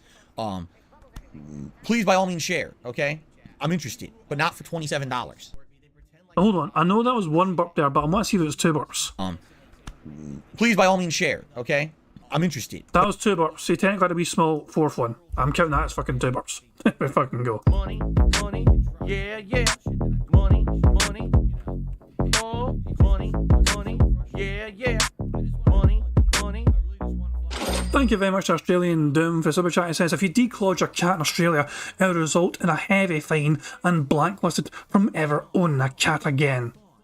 It's a very big thing in America to fucking declaw pets. I'm not saying it happens and every single fucking pet gets fucking clawed or whatever, but it does seem to be an American thing particularly to fucking do that. It's bizarre to me. And Phil has always claimed that he did not ask for declawing of the cat. He claims that when he adopted the cat, it was already declawed. Up for debate, but I'm pretty certain that he would have been happy it was declawed. I don't know. That's my fucking take on that shit. It's hard to fucking tell. It's up for debate whether if Jasper was declawed or not when fucking Phil set his eyes in it to fucking have as a fucking 2K bait for his audience. 2KG in the fucking house, Agent Declawed, whatever you want to fucking call him. That cat has seen some shit. But not for $27, okay? Alright. Now, continuing on, because that was the Oscars last night. Now let's get to my schedule and how this is going to tie into all these different topics, okay? Last night was the season finale of The Last of Us, or I guess you could argue the series finale of The Last of Us Part 1, because it really was the end of the first game on the show. Okay? I'll be fully reviewing this tonight. Alright, so to give you my schedule for today. Alright? Today is going to be Hogwarts Legacy, season 3, excuse me. The end of the third plot arc. The third plot arc is Winter. And we have one major story mission left to do. It's with Natty, one of the other students. So I'm going to help her out, do her story mission, whatever it is. And then we're going to do the third trial, which is essentially these trials are the big story points of the game. So we're going to do the third one and finish that up. And that's going to head us into the fourth and final season of the game. Now, I talked with Kat, my wife, about this. and basically, oh, really? Niana says, I just Googled it. You can't even rent Everything Everywhere All at Once yet. All you can do is buy it or get Showtime plus, whatever the fuck it's called. That is pretty dumb. Think of how they could have capitalized. How dumb this is. They could have just immediately had it available for rent and had 1 million rentals last night when it won all the awards, but they don't have it for rental. How stupid is that shit, right? That's incredibly stupid. Anyway. So, today at Hogwarts, we're heading into the fourth and final part of the game. I talked with Kat about it last night, and she says this final part, like this fourth part of the game, is the shortest. She says there's the least amount of side content, the least amount going on. It's actually relatively fast moving, but once you get to like the fourth trials and then the finale of the game, it takes a while. Like the last segment of the game is kind of lengthy. So I talked to her, she's like, probably 3 more streams, like today, and maybe 2 more streams, and we're done with Hogwarts, okay? That's good. That means that next week we'll finish the game, and that means we can move on to new content for like the later half of the month, which I'm happy because the game's been incredibly lengthy. And I do want to address something, okay? I want to address something. I'm getting some criticism, if you can believe it. Listen to this. I'm getting criticism because the last 1 to 2 streams of Hogwarts, people are actually saying I'm rushing through the game and not taking my time, and I'm missing a bunch of stuff. That seems like fair criticism, Phil. You have been playing the game a while, and you're definitely fucking eager to get through the fucking game. You fucking keep talking about the game's nearly over. You fucking keep going on and on about when's the end of the game. When's the end of the game? How much longer till the end of the fucking game? You seem fucking dead set on finishing this game as soon as fucking possible. I wonder, ladies and gentlemen, if anyone else that's fucking played the Hogwarts game, you'll notice you cannot actually complete the whole entire game properly. You can like fucking beat the big final bad boss, but to finish the game properly, in my opinion, is when you fucking get to the end of the school year and you fucking celebrate and all that shit, and that kind of thing, that kind of last thing to happen. I wonder if Phil is going to fucking get to that fucking scene, or he's going to just fucking quit after beating the final boss. He won't I don't see him actually fucking trying to get the extra fucking levels to get to the end of the proper fucking game. I can't fucking see it happening. Okay? Now, let's address this fairly. Shall we? Let's address this fairly. They were fucking right, Phil. There's no way you can fucking say that they were wrong because they're right. You're desperate to get to the end of this fucking game. You are skipping some interesting side content to fucking get through the goddamn game. I played the game. I'm actually playing it again. So I played the game once and it was okay experience. And it's one of those things where I'm trying to replay it again and just go about it a bit differently. But it's... And I don't know if the game's got that much replayability to it. It's kind of hard to tell, but I'm trying to give it a fair shake. So, my playthrough of Hogwarts so far, alright, is 39 hours long. 39 hours, alright? This game has been going on for over a month. It started in February. We are now at mid-March. The playthrough's not over yet. But that's your fault, though, Phil. That is all on you and your fucking dumbass schedule of the fucking game. You fucking taking forever to do the simplest of fucking things. This is all on you. Viewership has massively diminished and dwindled for this playthrough. That is all on you again for having such a fucking dumbass schedule. People are expressing their interest in seeing other new games. They're saying, look, we get it. We know what the game is. It's great, but move on to other stuff. This is the impression. This is the feeling I'm getting overall from my viewing audience. This happens to every single fucking game you play, Phil. You fucking drag it out to a fucking death because the fucking game is that fucking long. You fucking take that long to get through the goddamn fucking game. If you're smart about how you fucking handle your fucking business, people wouldn't get so fucking bored of the fucking shit you're fucking playing. All sorts of fucking bingo. Okay, they're telling me, listen, this is a situation where the game has overstayed its welcome. It was, you know, it was fun for a while, but it's not fun anymore because it's been too long. So, you know, can you move on to other stuff? Like, well, I'm not going to move on to other stuff till we finish the game. All right? So if you take a look at the last couple of streams of it, take a look at what I've been doing. I outright told you guys, listen, I am not going to be doing the open world collectathon stuff anymore. I'm not doing the Merlin trials. I'm not going to be doing any pages floating around. Or, you know, we're past that. Basically, I've gotten to level 3 lockpicking now. Like, I feel like I've done enough of the collectathon stuff. All I want to do is the main side quests and the main story missions, and that's it. And that's all I'm doing. But even then, I'm getting criticism. So here's one of the big things. Last stream, there was a story-based mission where you drink a polyjuice potion and you end up looking like the headmaster of the school, Sirius Black. And you walk through the school, and there's a little bit of funny dialogue with a teacher who thinks that you're the teacher. Actually, there's 2 or 3 teachers who you talk to, and they think that you're the actual headmaster, and you just kind of have fun conversations, and then you kind of move on. Well, apparently, there were optional conversations to have been had with other students along the way. Now, they weren't flagged as important. They weren't actual cutscenes that just happened. I guess they were optional. They had to talk to the students. People were like, he missed one of the best missions in the game. He didn't talk to every student. It's like, well, I didn't make the game. You know, I didn't know that. I honestly didn't know that there were meaningful, funny conversations that I missed. You know, they weren't even marked. It was just like, oh, a student to talk to. That's always happened in the game, right? There's always been conversations all over the place that you could talk to kids. So I didn't know that there was anything meaningful at all, actually. I didn't get that impression. Maybe others did, but I didn't get that impression. I didn't know that kind of like stopping or whatever and talking to the kids was going to be meaningful. But apparently I missed out on some really good dialogue and uncomfortable conversations where people think that you're the headmaster or whatever. So I apologize for that, but at the same time, you got to understand, if I didn't know it, how could I actually react to it? And by the way, no one on the stream said anything. Again, I'm being honest here. My attendance for Hogwarts streams has dramatically dwindled. It's actually one of my lowest attendance streams right now. It's Hogwarts and Like a Dragon Ishin that actually is getting the least engagement of any other playthrough that I'm doing. So I get the feeling for the most part, a lot of people who even know the game aren't showing up to the streams anymore because it's taken a month and we're not done with it yet, you know? So I didn't know that. And I apologize, but at the same time, you got to understand, I'm a variety streamer. I got to keep things fresh. I got to keep things going. Being honest, people are not watching this playthrough anymore. It's almost dead. Like, I'm uploading videos, and they're not getting views. No one really is caring that much about it. The live stream attendees are here to chill with me, which I really appreciate. But even then, I don't think that... Look, wow, I'm not even kidding you. I have episodes of this game, from 2 to 3 days ago that don't have 300 views yet. No one cares about Hogwarts anymore. It's kind of old news. You know what I'm saying? And those who've been following the playthrough likely are hours and hours behind. How many are 40 hours in? So that's what I mean. Like, I understand at the same time, you gotta understand at some point the game has to end. You know, I do feel like maybe the game is too lengthy, that maybe they should have put less content into it or more meaningful content, because it does feel to me like it's dragged on and on and on. Here we are a month later and people want other stuff, and I gotta finish this, but we're still not done. You know what I mean?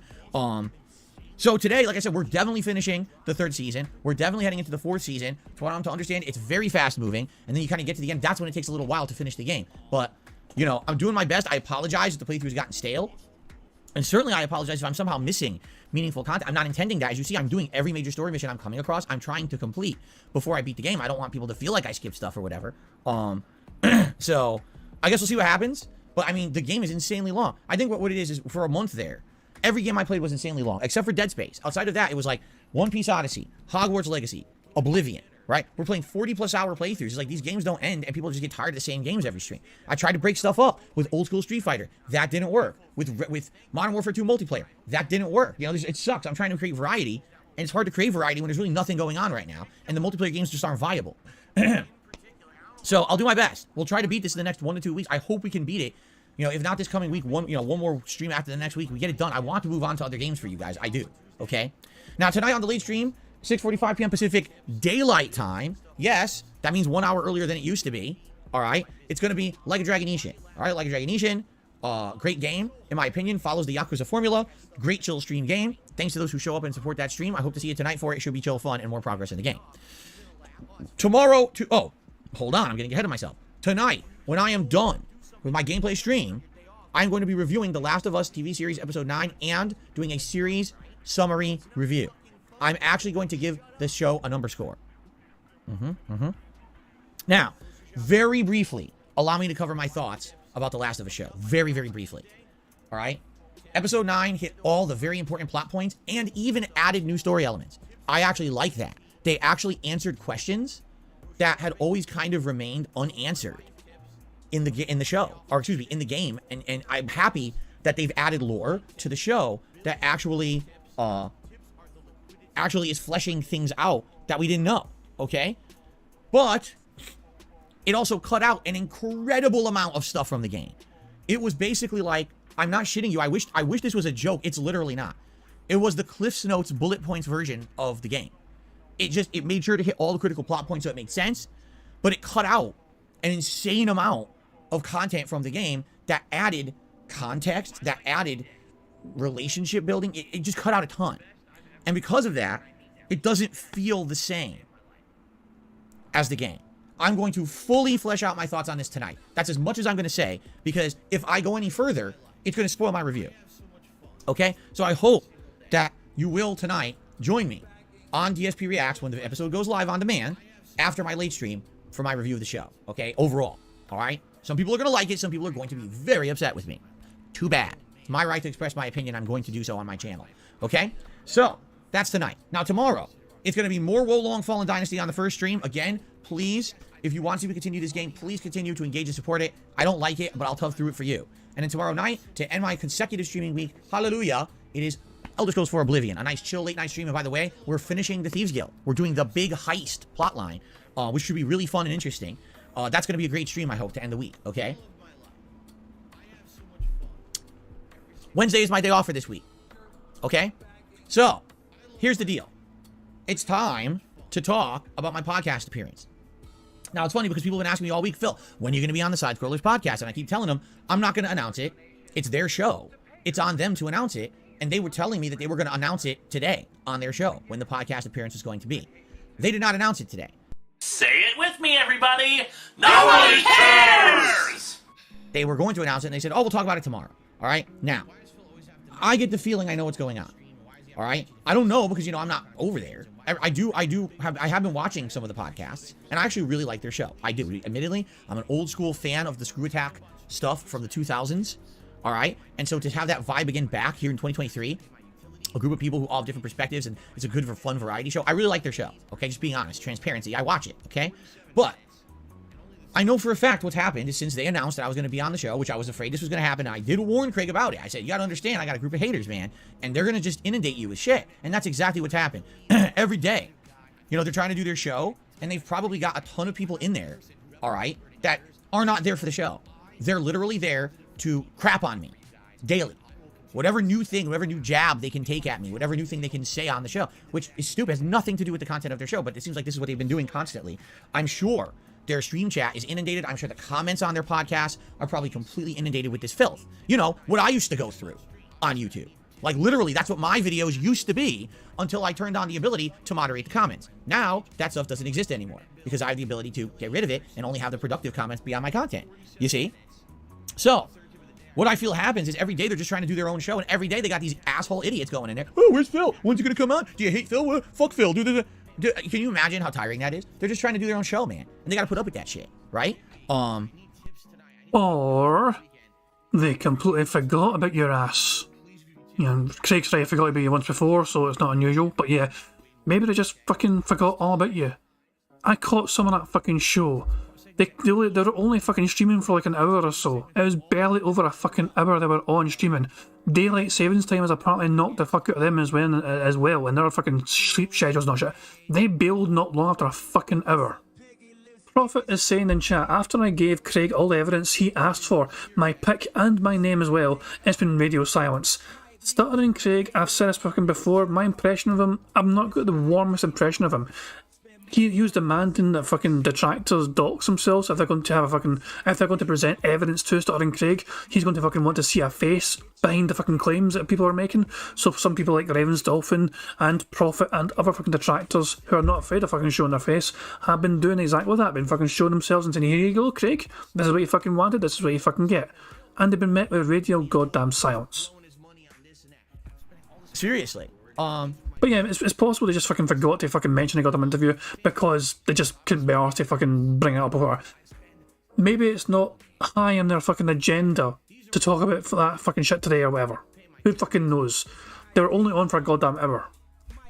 And basically the way I see it is, it's unfair to them. They didn't expect this. They weren't asking for it. They just kind of got thrown into this situation. I apologize publicly to them for any kind of bullshit. I wish I could control it or fix it. I can't. You know, I just can't. This is what I've lived with for a decade. This kind of nonsense. Everywhere I go. You know what I mean? It sucks. So, to them, this is probably like the biggest momentous thing that's going to happen on the show, only because when it's done, they probably feel like they can finally breathe a sigh of relief and move on. I totally understand that. Check out the ego on a stick. This is probably the biggest, most momentous fucking thing to ever happen. What the fuck is... Get the fuck... Phil, you're on level 1 for a fucking reason, buddy. The biggest, most momentous thing to ever happen. What the fuck, man? Check out the ego on this arsehole. Holy fucking shit. Jesus Christ, man. I need to hear that one more fucking time. This is what I've lived with for a decade. This kind of nonsense. Everywhere I go. Go on, Phil. Go on. Say it, Phil. So, say it. To them, this is probably like the biggest momentous thing that's going to happen on the show, only because when it's done, they probably feel like they can finally breathe a sigh. The biggest, most momentous thing to happen on their show is having DSP appear in it. Wow. Relief and move on. I totally understand that. And of course, that's not originally what this was supposed to be. I was just supposed to be a normal guest on their show. You know, it could have fucking stayed that way, Phil. Nobody fucking forced Craig to fucking change your goddamn format. Craig could have fucking ignored absolutely fucking everything we were saying. Money, yeah, yeah. Money, money. Oh, money, money. Yeah, yeah. Money, money. Thank you very much to Barrett Wells. Our super chat says, Phil is Phil's biggest fan. There's no fucking denying that. Phil loves himself so goddamn much. Also, I'm a big fan of Phil doing the little head bobbing action here with the fucking... That's just good timing with the fucking... Keep in mind, these are like 5-second intervals between frames. So it's not as if I'm going forward a frame. I'm pressing left and right arrow keys. It's meant to skip 5 seconds. And it just happened to fucking match this fucking perfect little head bobbing motion, you know? I don't know. To me, sometimes it works out well with a fucking Phil dancing thing when I'm playing haunted fucking music. But yeah, Phil is his own biggest goddamn fan. He's also his own biggest enemy. But that's another fucking issue altogether. Totally understand that. And of course, that's not originally what this was supposed to be. I was just supposed to be a normal guest on their show, a variety show. It wasn't supposed to be an interrogation of Phil, and now it is an interrogation of Phil. But as I'm saying though, it wasn't anything. We obviously fucking detractors did fucking reach out to fucking Stuttering Craig. Nobody forced him to fucking change anything. He, of his own will, decided to fucking make it into something more. He could easily have just fucking said, no, not doing that, not doing that, not doing that. Guys, this is our show, let's fucking do it our fucking way, and now we couldn't have fucking... Look at a minute, that would have been it. And naturally, they would have got a lot of fucking backlash for that, naturally, but they could have still fucking stuck to their fucking principles and fucking just done the show the way they fucking wanted to do it. You know what I fucking think, though? I think Stuttering Craig was kind of expecting this, and he was wanting this to happen. He obviously wants to make this fucking channel bigger. The channel's only been back for like a month or so. Is it a month or 2 months the fucking channel's been back? The side scrollers crap. So yeah, he's naturally fucking trying his best to fucking promote it again and try and get it up and running again. And what's the fucking best way to do that? Have someone like DSP on it to try and get some fucking talking, get people talking on the internet about this fucking shit. He is at, this is what I'm saying, he's back, he fucking retired from the internet for a while, and now he's fucking back, and he's trying to do shit on YouTube again. And the side scroller thing's back from the fucking dead. No shit, so yeah. He's basically just doing his best to fucking promote side scrollers, and this is one of the best ways he can think of doing it. Use DSP. I'm still confused why DSP actually fucking agreed to this still. I don't see him gaining much from this whatsoever. Okay? So, all of that being said, okay, basically, they were, you know, they've been telling, I'll be honest with you guys, I kind of knew when I was going to be on the show all along. I kind of knew. But I think that they wanted to do it at their own pace. They didn't want their show every day to be talking about it. But now I have to talk about it because I want you guys to know my schedule for the week. I mean, at this point, it's affecting me and my work, too. I need you guys to know what's going on this week with me and my schedule, all right? So, yes, I'm about to let the cat out of the bag. I bet it's tomorrow. As long as nothing changes between now and then, and literally, I don't think anything would change on my end. It would be on their end. So, today I'm streaming, tomorrow I'm streaming normally, Wednesday's my day off. Now, they literally on the show this morning said, well, Friday, we've got a full day of content. We're going to be playing Mario Kart and all this. I'm like, well, they kind of let the cat out of the bag, too, because if you know my schedule and you know their schedule, let's see. Oh, Thursday then. Thursday. There you fucking go. I'm streaming today and tomorrow. I'm off on Wednesday, and they've got a day booked on Friday. I wonder what day I'll be appearing on the Side Scrollers podcast. Oh, for fuck's sake. Now, guys, I don't think I can do anything to cover this side-scroller thing. And it's all because of the time zones. Can you believe that shit? Because Phil right now is starting an hour earlier than usual for me in the UK, I would still be working when Phil's on the side-scrollers. I cannot just fucking abandon my fucking job to fucking do a live stream. So I don't think I'm going to be able to cover the fucking antics of Phil on the side scrollers. I'm just saying. I'm still debating. It's not just that. If I do a stream, I would have to fucking do a bingo stream. It would need to be a unique card. Who fucking knows? But I don't know. I've been weighing up the fucking possibilities of possibly maybe being able to do some sort of autopilot stream, you know? Because if I was even going to do the fucking show in the first place to cover the fucking interview, I was not planning to fucking stop it at any fucking point in time. I don't know. We'll have to fucking wait and see. But I don't think I'm going to be able to cover this. But we'll see, I guess. Right? So, I think you can figure it out. Alright? So here's how it's going to work. Alright? Their show airs much earlier than mine. Their show starts at 9 a.m. Pacific time.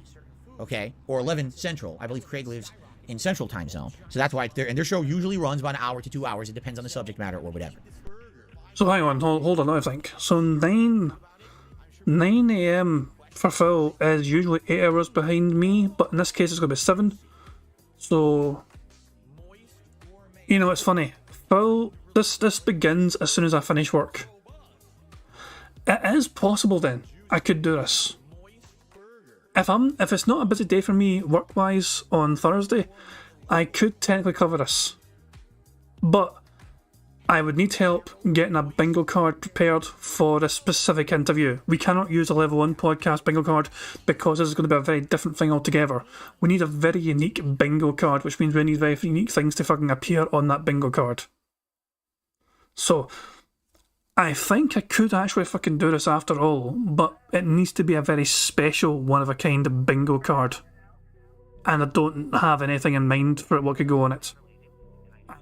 Maybe on Wednesday, I'll actually try and do a stream, and we can go through, we can just try and get a bingo card sorted together. How about that? On Wednesday, I could actually do a little stream just to fucking do it, just to try and get some bingo cards sorted. Okay. So my plans are as follows. Okay. This Thursday, when normally I'd be coming back from break and I'd have a big podcast planned where I talk about Phil's day off and topics that happened on my day off and all of that, we're not doing that. Okay. I'm going to be on their podcast. 9 a.m. my time, which is way early for you guys. You guys usually don't jump on streams till like 11 a.m., but it's 9 a.m. So if you want to see me live on their show, you got to get up early. All right, you got to. And you got to head over there, 9 a.m. Pacific time, on a Side Scroller show. Side Scrollers is their YouTube channel. All right, and I'll be on there for as long as they want. I mean that. Like, I'm not limiting my time. Because originally I was asking, are you going to have like a normal show? Is it going to be like an hour long, an hour and a half long? And the way that we've been kind of going back and forth and discussing it is basically the interview is going to go however it goes, right? They may or may not ask more stuff about one way or the other way, and the topics are going to extrapolate. As I've told you guys, I really feel like, here's the thing. They're outsiders. They don't know anything about what's happened on the internet with me in the last 10 freaking years. They have no idea. they've been bombarded for 2 straight weeks with so much nonsense from my detractors. They probably don't know how to make heads or tails of any of it. They wouldn't probably don't even know where to start to ask questions, right? So who knows where the discussion is going to go? I really feel this. This is the truth. I really feel if someone were to actually do a full-fledged interview and address every question, it would take a day. Because that's how much shit has been made up about me on the internet. And I want to emphasize that. Made up about me. Because there are a lot of things that are truthful. A lot of things I've already addressed in things like when I reacted to my Down the Rabbit Hole video last year, and or with the answers that I've given over time here on my own shows and content.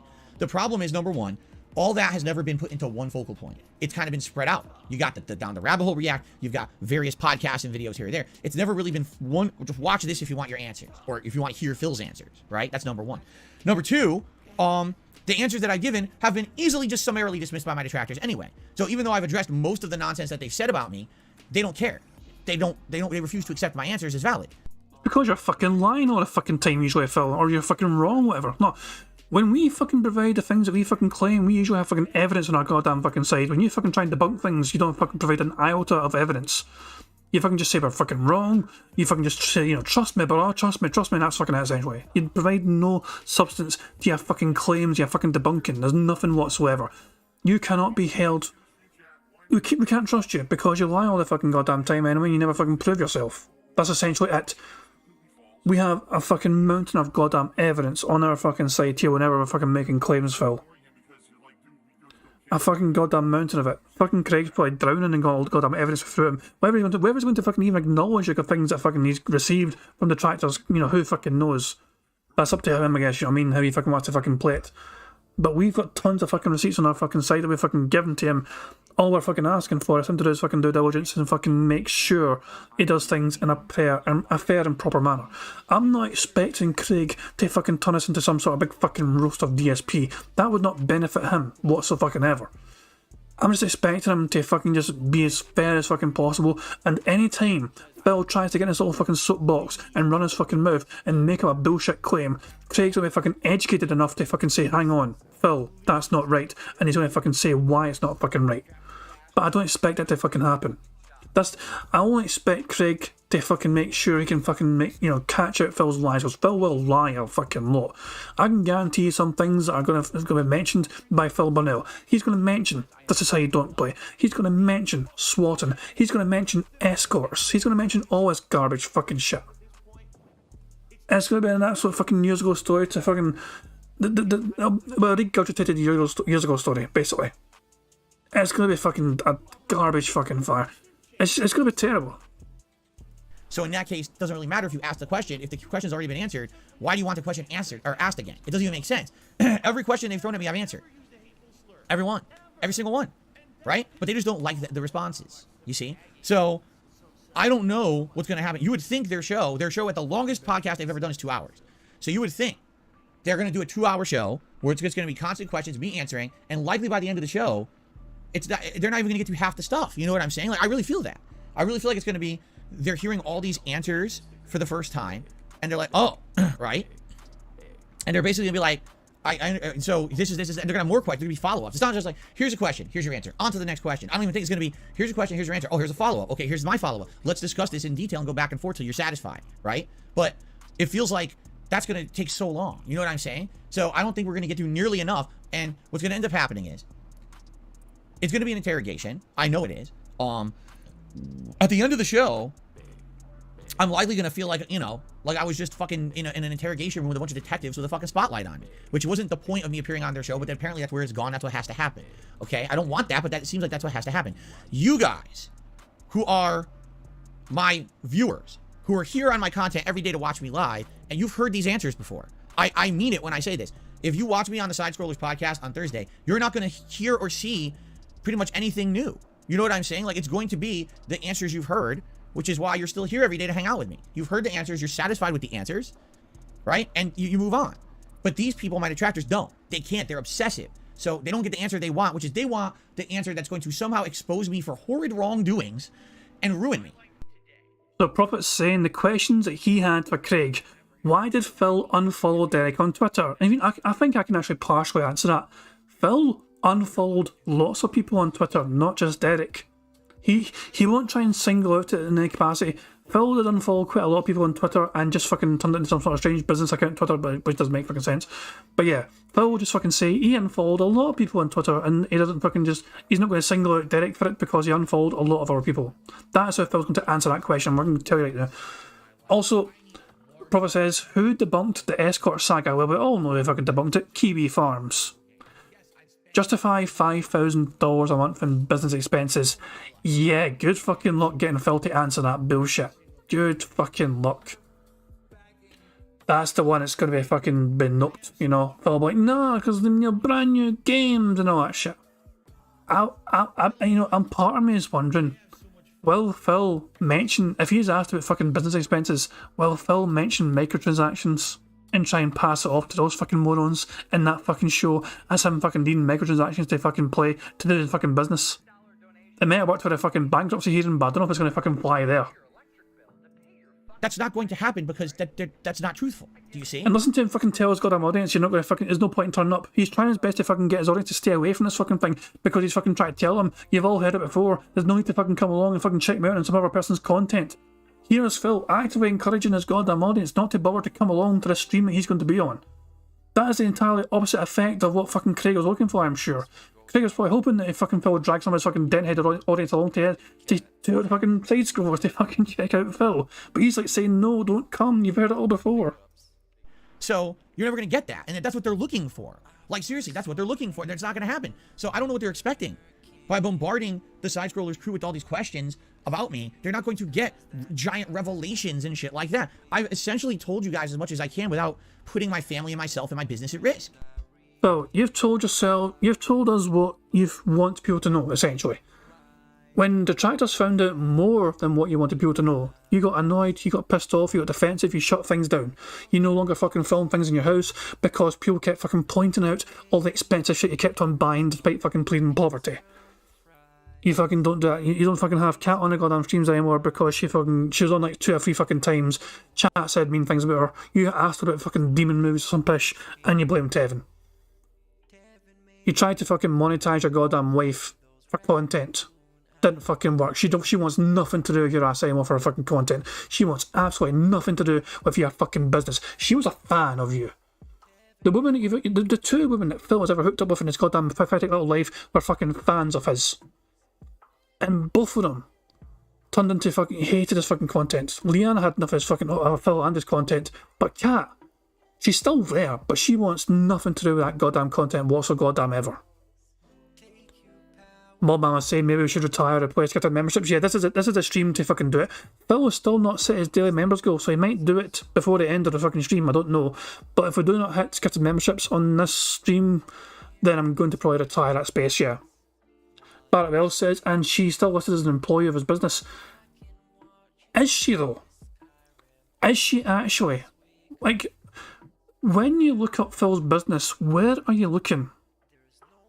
It's a genuine question. Because the one place I found online, let's see if I can find this, was it e-commerce? What site was it fucking called? Fuck man,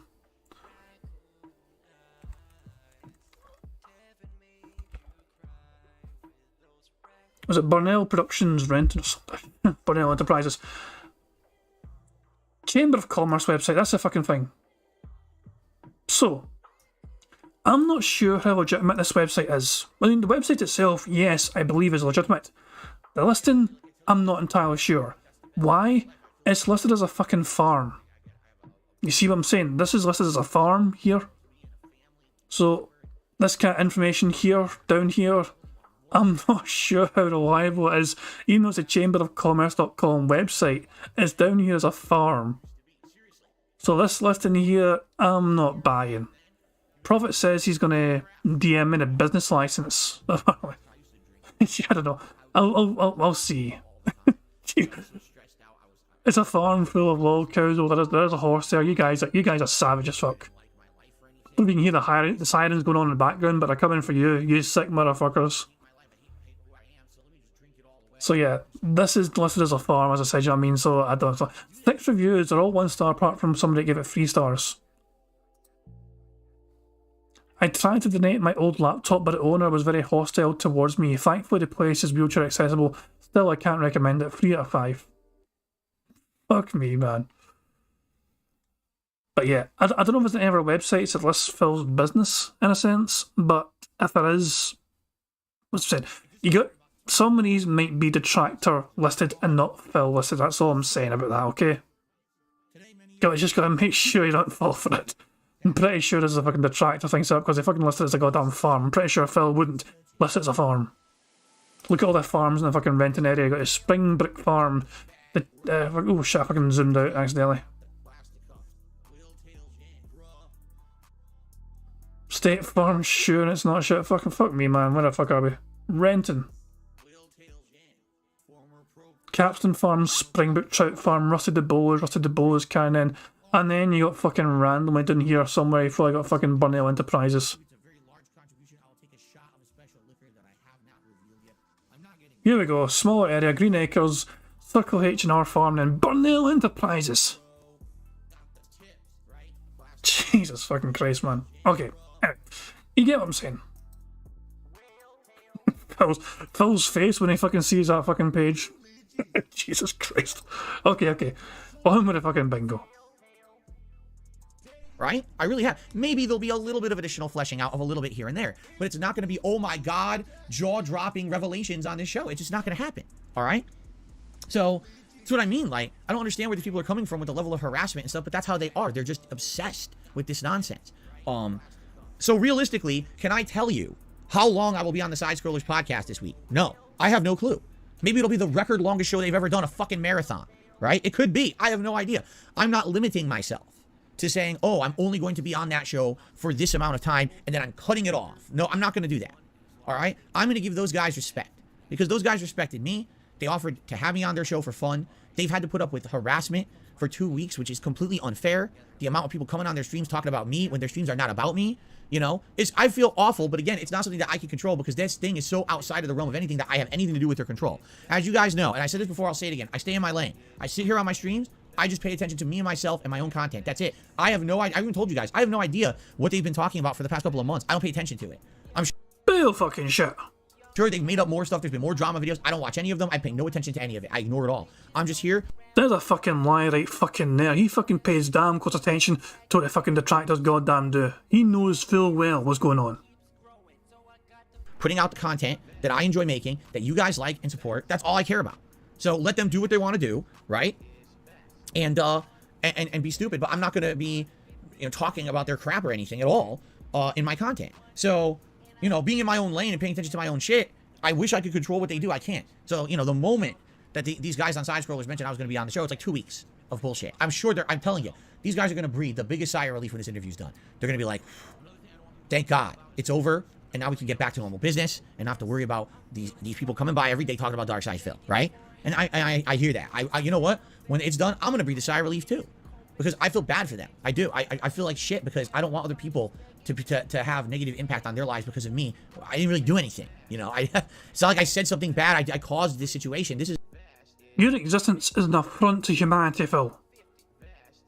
You existing is a fucking problem here. Your fucking toxicity, your goddamn fucking lying, your constant scamming your fucking goddamn denthead audience, you fucking manipulating the fucking facts to fucking suit your own goddamn narrative, you fucking cheating your way through fucking life, being an absolute lazy little piece of fucking shit pond scum, just to fucking coast on by, doing an absolute fucking minimum amount of fucking work, minimum amount of fucking effort to try and maximise your fucking profits because you don't put any goddamn effort into your own goddamn business anymore, your supposed fucking passion. You are precisely why you're in this fucking situation, Phil. We can't just have a fucking normal interview. This is precisely what you fucking bring on yourself. This is the fucking consequences of your goddamn actions. Or as one of your fucking moronic audience fucking members would say, this is the actions of your fucking consequences. This is 100% on my detractors, okay?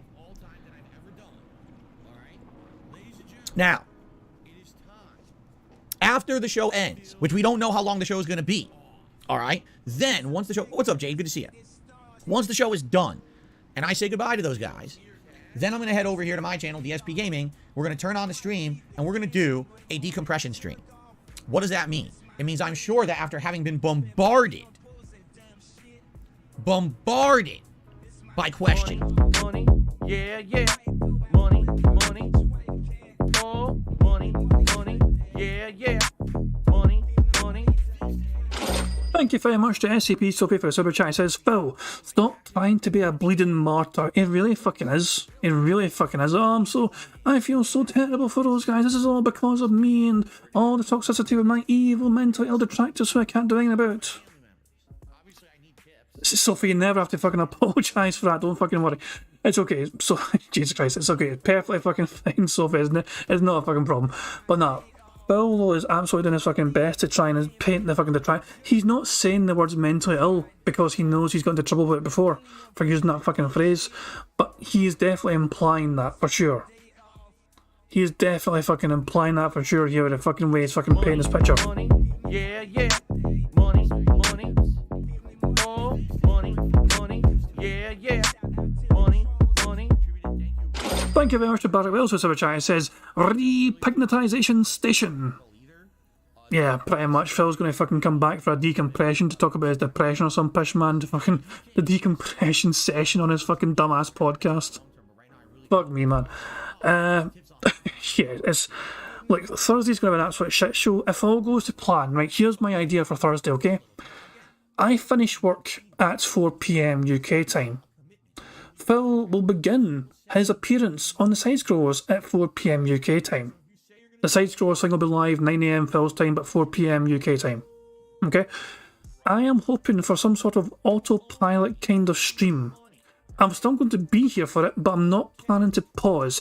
I don't want to interrupt the interview side of things. I want it to go on, but we can still have a bingo card. We can have a very unique bingo card for that interview specifically. That is what I'm thinking. But we don't pause it. We don't fucking go back and forth, whatever, because we've got to also keep in mind Phil is going to have a level 1 podcast afterwards, and I'm still wanting to do a normal bingo show as well after that. So I don't want to delay myself too much for Phil's interview in case we miss too much. You see what I'm saying? It might be a fucking 5-6 goddamn hour fucking stream at that fucking point, and I'm not going to fucking, after a whole day of work, I'm not going to fucking do that. So yeah, we'll see what we can do, okay? We'll have to fucking wait and see what we can fucking do. Maybe, that's what I'm saying, Wednesday I can do a stream, I'm thinking, after I finish work, and maybe we can do some sort of, just a wee small quick stream where we can get a bingo card of sorts ironed out, specifically for this interview. But we'll have to wait and fucking see. Prophet says he's DM'd me on Discord a business registry thing, so give me 2 seconds, guys, so I can see what Prophet sent me.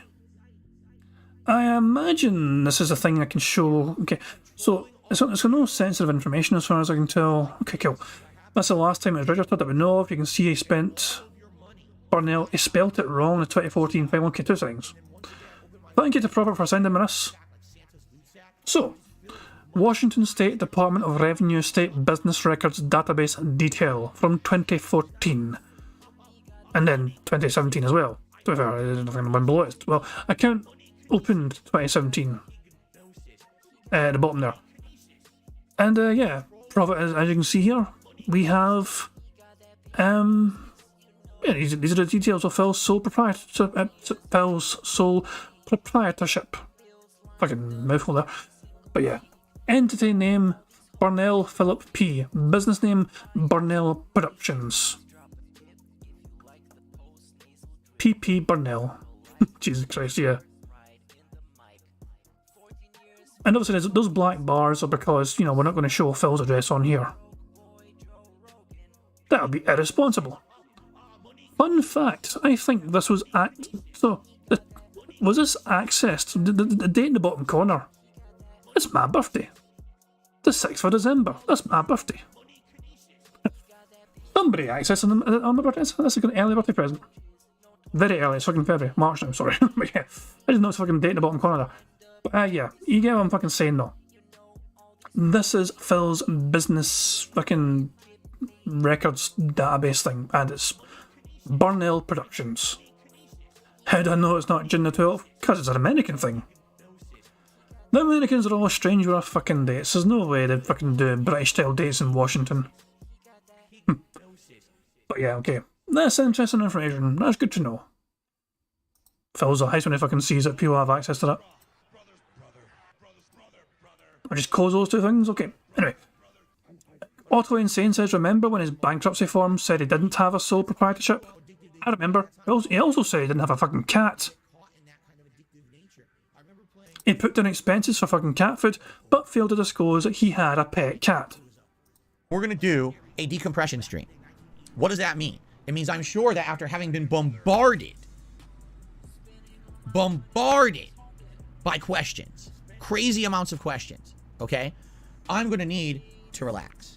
I'm going to need to decompress from the nonsense, okay? So that's a good thing, right? I need to, okay, let's just chill.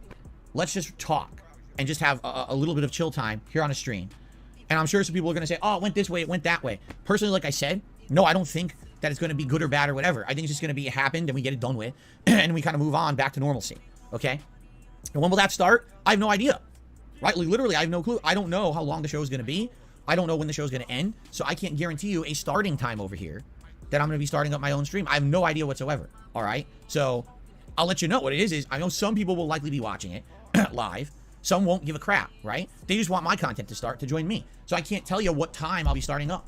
But it's whenever the show ends and we, I say goodbye to those guys or whatever, and then I come over here and I set up my own stuff, and then we get the show going, all right? And we just decompress for a while. Now, maybe, I turn on the stream and we talk for half an hour and we're all good, and we could just move on. You want to see me do something else? Maybe we could. Maybe we could jump into something else or whatever. I don't know. Or maybe not. I don't know. Maybe we'll just, depending on how long that show is. Normally, like I said, their show starts 9 a.m. my time, and it would end roughly between 10:30 and 11 a.m. my time.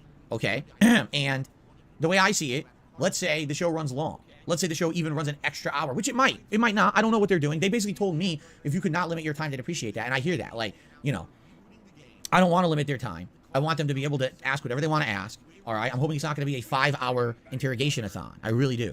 But basically, once they're done, then we'll start up over here whenever we get a chance, and that'll be that. And then after that, we'll determine, do we just want to talk for the rest of the day, for the rest of that first stream for me, just a kind of a chill stream.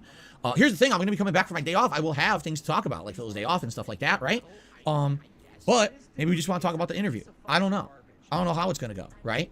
So, no, see, Alexander, I'm not going to do that. He's like, you could just leave if it takes too long. The only way I would leave is if, basically, I'm feeling like they're completely 1,000,000% attacking me and not listening to my answers and not giving me a fair shake, which I don't think they're going to do. That's number one. Or if, like, literally the show is going past my normal stream times. No, I'm not going to be going on their show at 9 a.m. and continuing past 4 p.m. That's not happening. That was the idea of getting a fucking fair shake is fucking them ignoring evidence. If these fuckers actually try and present evidence that we have fucking presented to them, Phil's going to think it's unfair. He's going to fucking accuse him of fucking just using detractor information, which he's going to claim is fabricated and bullshit and nonsensical. His idea of a fair shake is only fucking believing him and not us. That's insane. Now, I don't do my own stream that long. I'm not doing their stream that long either, all right? I don't think that's going to happen either, okay? So, yeah, so, that's what's happening. So, again, what's hilarious is that I haven't told you guys yet what day it is. Do you know what day it is? I already basically told you all the other information. Let's see. All right, everyone, based on what I just told you, what day am I appearing on their podcast? Shut up, bitch! Know your role and shut your mouth!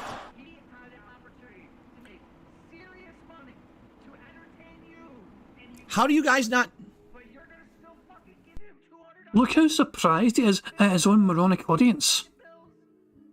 Look at how surprised he is.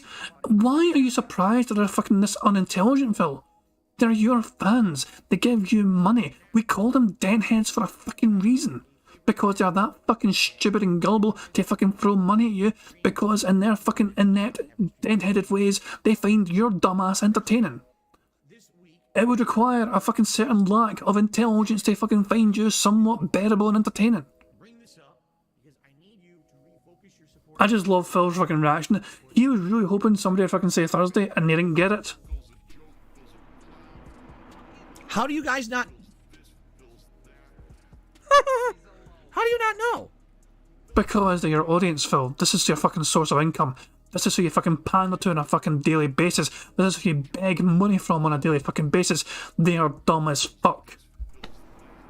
Okay, let's try it again. Today I'm streaming all day. Tomorrow I'm streaming all day. Wednesday is my day off. Friday, they announced today on their show they're busy all day because they're doing a special event playing Mario Kart. What day do you think I'm appearing on the Side Scrollers podcast? Saturday? Saturday? It can't be Sunday. You're busy on Sunday doing your fucking special thing. It's probably Saturday.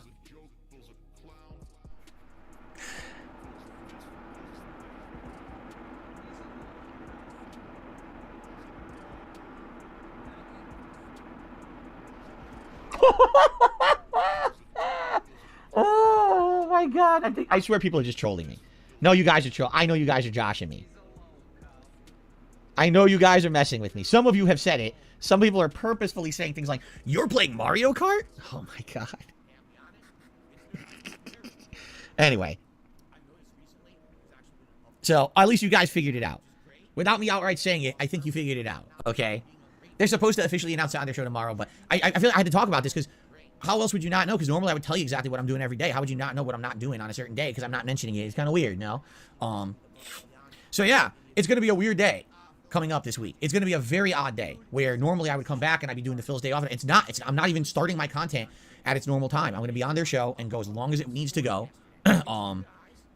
And then, you know, I'll be here afterward. And we'll see how it goes. Now, my plans are, if the show goes, let's say the show is normal length and it's just 2 hours. If their show is 2 hours long, and then I could start up my stream, say, by like 11:30ish, then we could still have a normal day, right? We could do the level 1 podcast. I assume the podcast will go much longer than usual as we kind of decompress, but then we'll probably play Hogwarts. We'll probably do some Hogwarts. It probably won't be a full-length 3-hour stream, but we'll probably do some Hogwarts, all right? But it might not happen either. It might just be I do the interview, I come over here way late, and then we just chill for an hour or two, and we talk, okay? The late stream on Thursday, no matter what, will be like a Dragonetian. That'll be normal. And then Friday, excuse me, I knew that one was coming. I'm very sorry. I should have turned around, okay? That's really gross. Anyway, Friday, I'll either be playing Hogwarts if I didn't play it on Thursday, or it's going to be more... That was an incredible burp, by the way. Keep in mind, we're 1.25 speed here. We're 1.25 speed. I feel like we need to see that, we need to experience that burp in normal time. And that'll be normal. And then Friday, excuse me, I knew that one was coming. I'm very... Okay. Now, let's experience it in slow fucking motion. Friday... Hold on. 0.25 speed. You ready for this?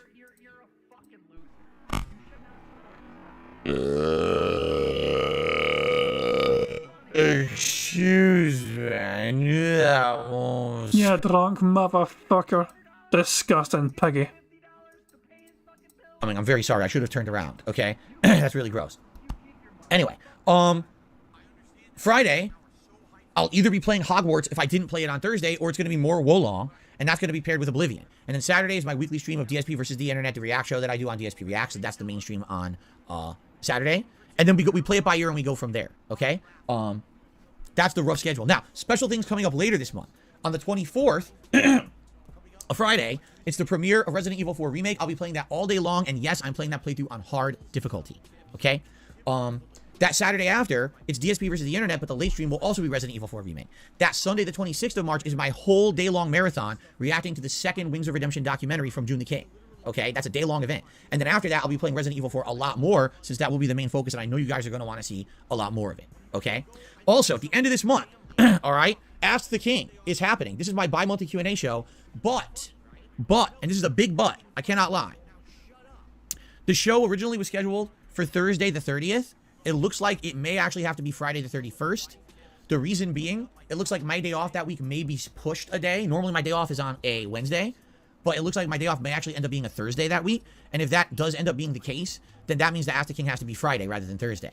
Okay? So just for full transparency, Ask the King is probably getting pushed to the 31st of the month, the last day of the month. And that is my Q&A show where I answer your questions live. You can post up your questions now by typing ! Ask the King into the chat. Okay? Fair enough? All right. And then we got other things to talk about. As we get further into the month, we got to start talking about my birthday event, which is going to happen on or around my birthday, April 6th. We got to talk about what you guys want to see. So far, we talked about doing a tier maker deal, where I do several tier maker segments on my stream where we can rank things like horror movies, horror games, fast food, and stuff like that. You know, we will rank my favorite platformers. We'll rank my favorite fighting games, you know, stuff like that. So we need more ideas for that. What else you'd like to see during my birthday day?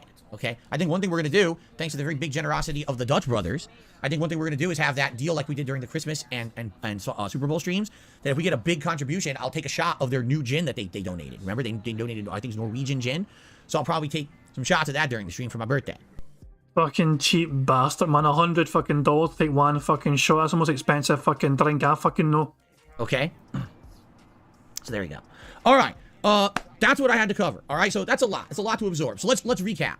Today, Hogwarts Legacy, Like a Dragon Ishin, and my finale review of Last of Us Episode 9 and the whole season over on DSP Reacts later tonight. Tomorrow, Wolong Fallen Dynasty and Oblivion. I'm off on Wednesday. And then Thursday, yes, is the big day. The interview is taking place on Thursday in the morning, 9 a.m. Pacific time, over on the Side Scrollers channel. I don't know how long it's going to go. After that interview eventually ends, I'm going to come back over here and start up my stream. If it's time permitting, we'll do our usual podcast and gameplay. If not, if we go long over there, then we'll just do like a decompression stream. That'll be fine. And then Thursday night will be Like a Dragon Ishin. And Friday's up in the air. It could be Wolong. It could be Hogwarts, depending on what happens during the day with Oblivion at night. And then my React content is coming Saturday. Is that a good enough summary? I hope that covered a lot. And there's a lot of stuff to talk about. Okay. And again, I hope the schedule adheres. I hope that nothing changes. I hope that everything stays there. But again, it wouldn't be on my choice at all. I'm full speed ahead on everything right now. Okay? Cool.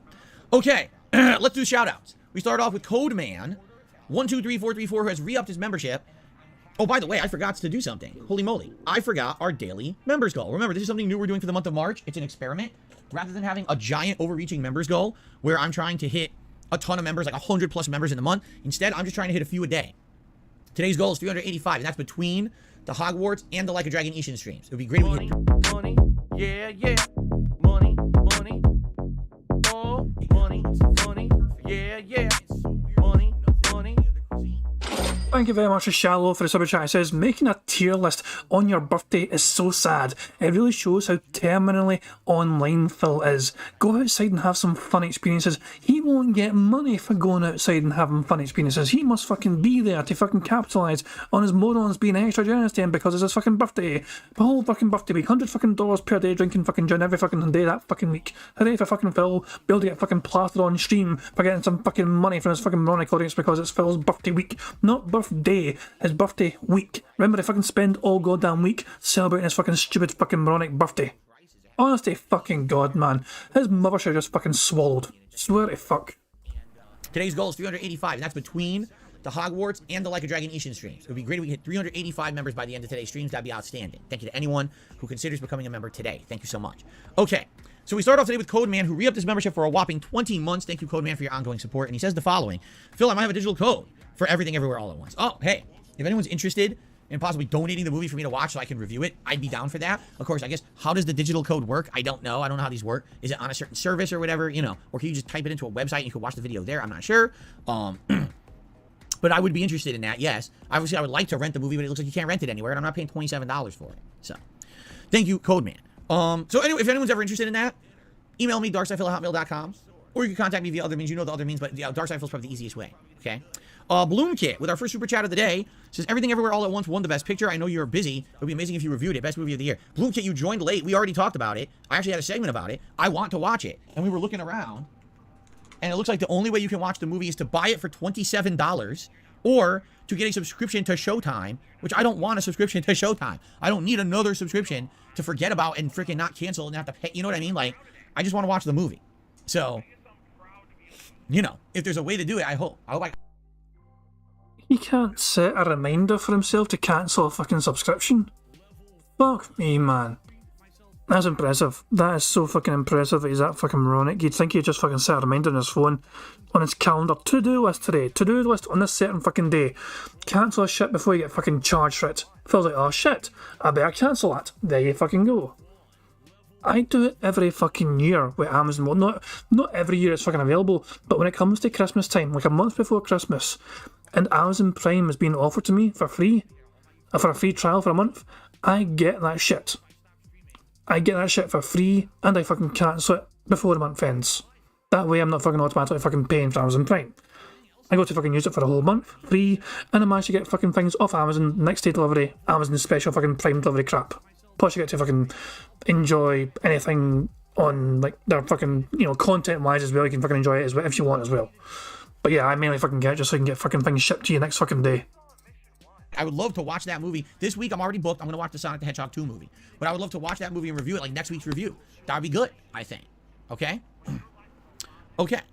Unless I get to watch it earlier, and then I review that this week and Sonic next week. I don't know. We'll see what happens. Okay. So thank you, Bloomkid, for the super chat. Now we move over to the tip side of stuff. And it looks like Snow Carl has tipped. He says, in regards to your thoughts on Wolong, I remember when you played Sekiro, you constantly complained that it was terrible in comparison to Souls. Do you think you might be frustrated when you play these games and they get better for you, or they're better than you give them credit for? No, here's the deal. I don't think Sekiro is as good as Souls. I agree with that statement. I stand by it. I think Dark Souls is better because Sekiro is a one-trick pony.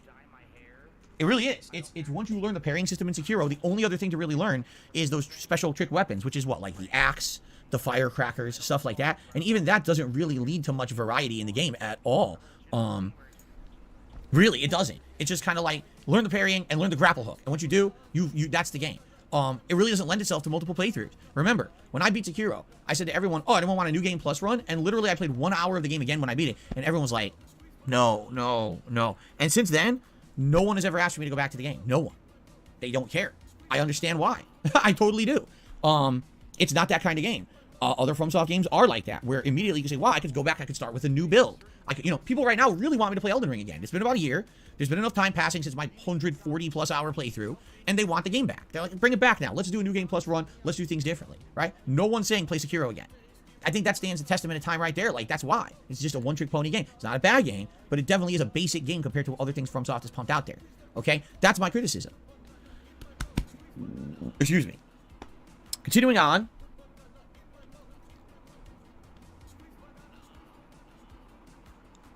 Now, hold on a second. Snow Carl, how did you manage this? Snow Carl originally sent me the $1 tip. Then he sent me a different currency tip. How did you even manage to do that? I didn't even know you could do that. I don't even know how much this is. Like, I wish I could say, oh, this is $1 or this is $2. It's another currency. He says it was a mistake. I have to try to look at this and see how much it even is to see if I have to update the leaderboard or not. Because I don't even know. I literally don't even know. Hold on.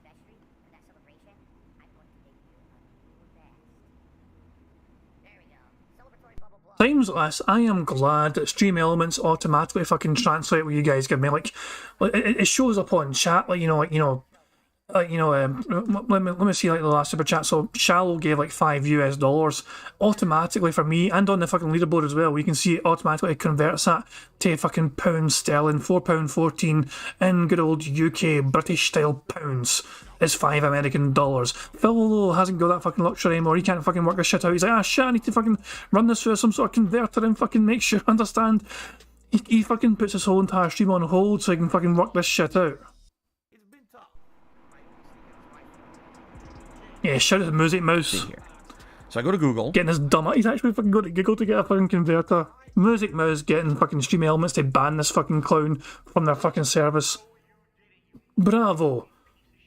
Bravo to Music Mouse, whoever the fuck Music Mouse was. If you know, you know. It wasn't me, but I will say they're among us.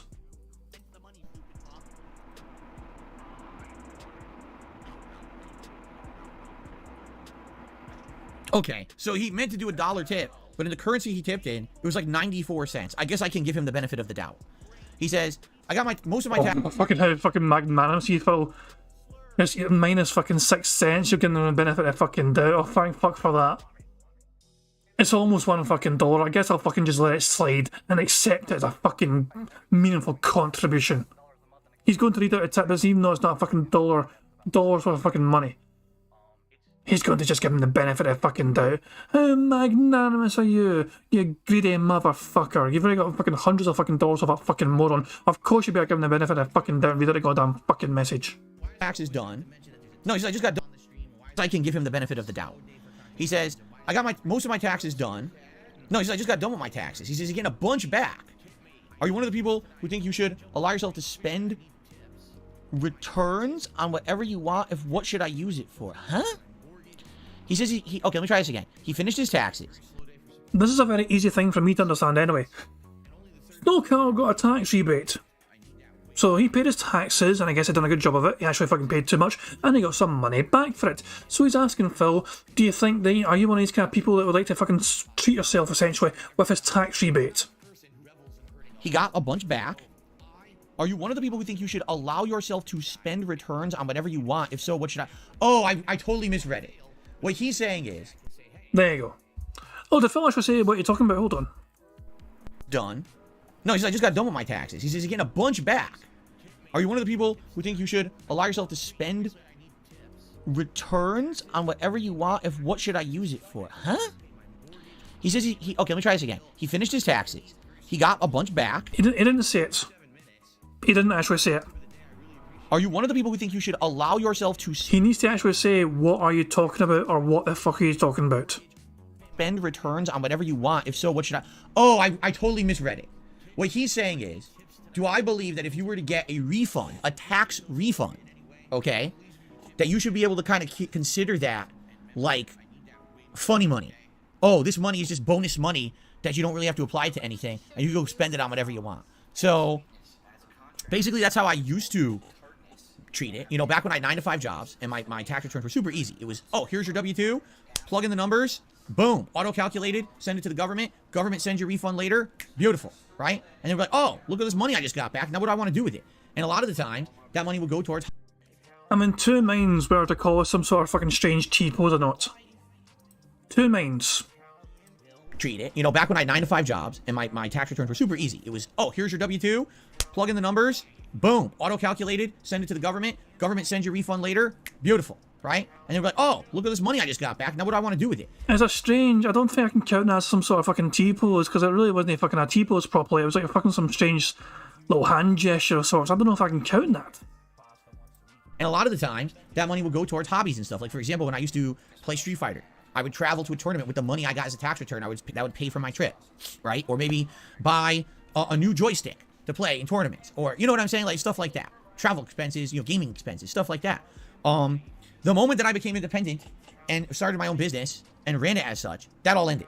Really, like whenever you run your own business, it doesn't matter. It literally doesn't matter how much you think you know you need to pay or whatever. I don't think there may have been, I'm serious about this, there may have been 1 year when I overpaid on my taxes since I owned my own business, and it was like the first year, the very first year I overpaid. And then they said, oh, you have a refund, how would you like to apply it? And I'm almost positive I said, just apply it to the next year. That way it reduces what I owe for the next year. Why get the money back just for I know I have to pay more money next year for taxes regardless. Just roll it into the next year. That's what I did. And then most other years, like I said, it's always you pay your estimate, you pay your estimate, and then you do your taxes at the end. They're like, well, technically you were under by this amount, you know. So, and then you have to pay it off, whether you have the money, you pay it in a lump sum, or you put it into a payment plan, or whatever you end up doing. You know, and that's just what's always happened to me since I own my own business, over a decade now, you know. I might be wrong here, but I think I'm right in saying most American citizens do not get put on a payment plan for taxes. Bill was acting like that's a fucking normal thing for people to fucking have to do in America. I'm pretty certain it's a very unique thing, for most people don't have to worry about an actual fucking payment plan with the fucking government and IRS to pay your goddamn taxes. That's the deal. So, yeah, when I had a simple 9-to-5 job, it was super easy. I always got a refund, and it was always like, ooh, bonus. You know, what do I do with this now? But now, I don't get that anymore. No, you know, most people who own their own business never get that, okay? Okay, so I counted that as a $1 tip, even though technically I think it was like 94 cents. I'll give Scoot Snowcrawl the benefit of the doubt. So there you go. All right, guys. Oh, wait, never mind. Bloomkit did a second super chat. Bloomkit says, you can cancel Showtime immediately when you sign up. You still get the month free. There's some good stuff on there as well.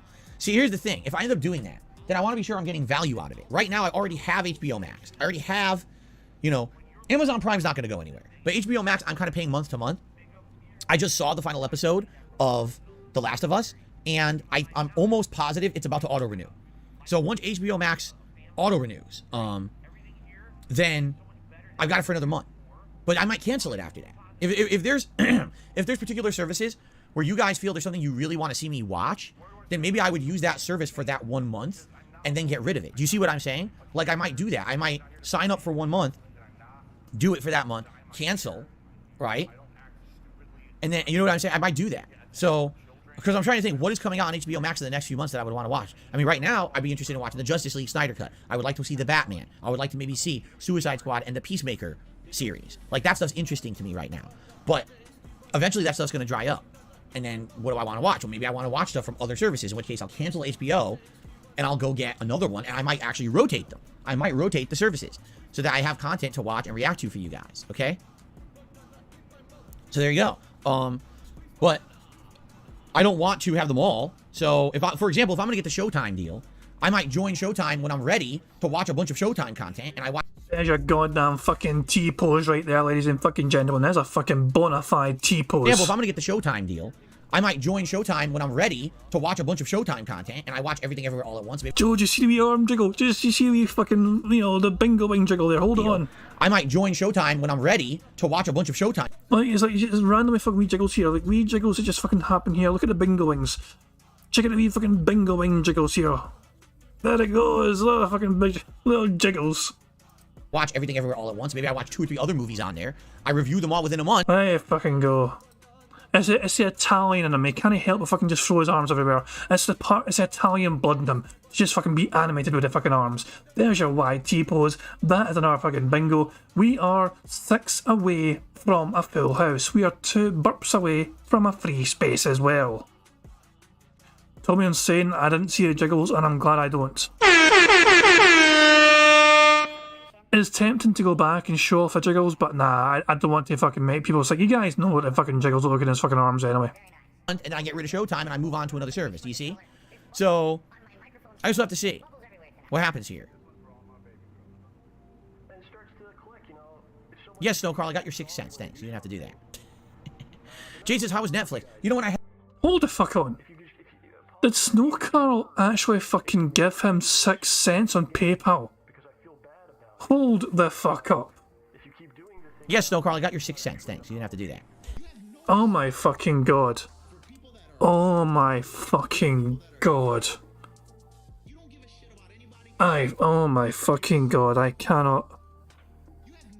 He actually fucking gave him a fucking 6 cent contribution to make up. Oh my fucking god. Jesus Christ. I can't. I'm floored by that. I'm fucking floored by that. Jesus. Jay says, how was Netflix? You know, when I had Netflix at first, I loved it because it had a lot of shows and movies on there and stuff. And I watched things like Stranger Things. I watched the Haunting of, was it Hill House? Whatever that one was. So I watched a bunch of those and I really liked them. But then, after a while, I had Netflix for over a year. I watched 2 seasons of Stranger Things or whatever. And there was like nothing to watch on there. Like I was trying to watch other movies and shows and I was like, not even very good. I just didn't like most of them. So I ended up just canceling it and never getting it back. And since then, I don't think I've missed a single thing besides maybe the Witcher show that people were talking about for like 2 seasons. And now it seems like no one cares about it anymore because, what's his name? The head actor, Henry Cavill's leaving. So now it seems like that show's dead in the water. So it seems like there's really no reason to have Netflix right now, right? So, okay. So guys, just a couple more minutes here and then we're going to end the show and take a quick break. And then come back and jump into Hogwarts. Yes, I did watch BoJack Horseman. I never saw the final season. I did watch a lot of BoJack Horseman. I found it a fun, fascinating, but ultimately depressing show. But I did like the show. Red Gamer says, once Stranger Things final season comes out, I'm sure people would ask me to review it. Maybe. You know, I didn't see the last season. I missed it. I saw seasons 1, 2, and 3. The last one I saw was the summer season, where they all work at the mall or whatever. Like, that's the last season I saw. I did not see the season after that. So I would have to play catch-up a bit. I've never been to an NBA game, no. I was never really into basketball, so. Oh yeah, Niana says you should watch the last season. It was actually way better than the mall season. Hobo X says, interesting note about The Whale. Brendan Fraser was sexually assaulted by a Hollywood executive when he was younger, correct? Because he was male, he was laughed at and he was kicked out of the movie business until this. That's what I heard, right? Yeah. Like, he had a good career going. But then some executive thought, oh, I'll just have my way with this guy. He's just a hunk of meat. You know, I'll treat him like that. And if he says anything, we'll just kick him out. And that's exactly what happened. Like, this guy assaulted him. And he spoke up and said, no, this is insane that this happened to me. I'm going to speak up and get this guy in trouble. No one cared. And literally, the guy got away with it. And he got kicked out of the movie business for like 20 years. No one wanted to hire him. So, oh, he's trouble. What trouble? The fucking guy molested him. How the fuck is he trouble? Like, that. Think of how fucked up our movie business is, right? You know, things are different today, but man, how dirty and dark and disgusting was that fucking business? For a while, I'm sure, right? And, you know, him, it's not only him. I'm sure there's tons of people who have unspoken stories. Women, I'm sure, probably even more, right? It's fucked up. So, yeah, Phil's kind of bullshit fucking explanation is not a good one. I'm going to try and very quickly find a video for you guys to maybe check out. I'll see if I can find it. I've seen it before, and it was fucking fascinating to me. 2 seconds. Oh, let's see. Can I find this? Is it this thing? Here's you guys hear of the Actors Round Table? It was an episode a couple of months ago which had Austin Butler, Brendan Fraser, Ki Hugh Hwan, Adam Sandler, as other people. I might have fucking butchered some of those fucking names. But, yeah. The Hollywood Reporter done this fucking thing, round table thing, and I thought it was a great fucking watch. So, Colin Farrell was on it as well, you know what I mean? I thought it was a great fucking thing to watch. So, I'm just saying, if you guys want to fucking, you know, I'm just randomly fucking recommending this, you know what I mean? But I thought it was a very, you know, informative and entertaining thing as well. Also, it's just a case of like, a lot of these guys fucking know each other anyway because they're in the fucking business, you know what I mean? There's good conversations going on about not only the fucking lives but some of his earlier work as well and all that shit, you know. So it's recommended viewing if you guys have time to fucking check that out, you know what I mean? If you've not checked it out already, I think it's pretty decent. So that's a link in the description, which will hopefully work okay. And yeah, I'd highly recommend checking that stuff out. But just randomly fucking dropping that in there. You know what I mean? It's better than fucking just listening to Phil's random explanation of fucking Brendan Fraser and what the fuck I had to go through based on his own strange interpretation of it. Bloomkit says, so happy Brendan's back. Seems like a nice dude who was treated like dirt and came back stronger than ever. Like I said, I never had problems with the guy. I thought for his roles, they were entertaining. He did the best with what he was tasked to do. You know what I'm saying? Never problematic. You never heard about Brendan Fraser was an asshole causing problems anywhere. You know what I'm saying? I mean, he wanted more money for George of the Jungle too. That's a little bit, you know, nah. I mean, I can kind of see why. He was a lot bigger of an actor then, you know. So they had to replace him for George of the Jungle too. You know what I'm saying? I've not said all that though, you know what I mean? It's like, what the fuck, man, nah. Brendan Fraser's always been, like... It's kind of strange, as I'm saying. If Phil kind of alluded to it earlier on, it's kind of strange seeing Brendan Fraser being in such like a serious role like The Whale, when you kind of know him as, like, you know, the kind of action guy from The Mummy, or even kind of comedy stuff as well. We kind of getting a goes with that, you know, like, and there's plenty of those, you know what I mean? But yeah, I'm glad he's managed to fucking bounce back, and then everyone's kind of taken to him. And what I am gutted about, and yeah, that's what I'm saying. D-Dog actually touched on it here. Brendan Fraser was actually going to be in the Batgirl movie, which was it was filmed mainly in Scotland, in Glasgow, and Brendan Fraser was going to be like the villain called Firefly, and for whatever fucking reason they finished fucking making the entire movie. And I mean, it might not have been that fucking good a movie, but it's pretty fucking cool with the whole kind of fucking thing getting filmed in Glasgow, you know what I mean? It's kind of strange to fucking, that happens quite a lot for some sort of kind of rustic American, like, old style scenes, you know what I mean? Because parts of the fucking Indiana Jones movie has been filmed in Glasgow as well, and you've had fucking scenes from like World War Z getting filmed in Glasgow as well. It's a shame that this was not fucking released, this fucking movie, because it would have been kind of cool just seeing Glasgow and the fucking being featured in these fucking random shots where, you know, kind of the iconic universe, you know. And yeah, Damon Anderson says Brendan Fraser has been playing in Doom Patrol for a while, for a few seasons. I don't actually watch things like that, you know what I mean? So I had no idea, but yeah, I don't need to fucking upgrade my catalogue of things I watch randomly. I keep watching very old things like fucking Scrubs and all that shit, and NCIS. I fucking need to fucking refresh my catalogue of things to enjoy and to watch and enjoy. But yeah, it's just bizarre. But I'm still annoyed at Fox randomly. Was it Fox or Warner Bros. That cancelled the Batgirl movie? Because all the work was done, everything was filmed, everything was made. They just binned it for some sort of insurance payout or some pish. It's bizarre to me. It's so annoying.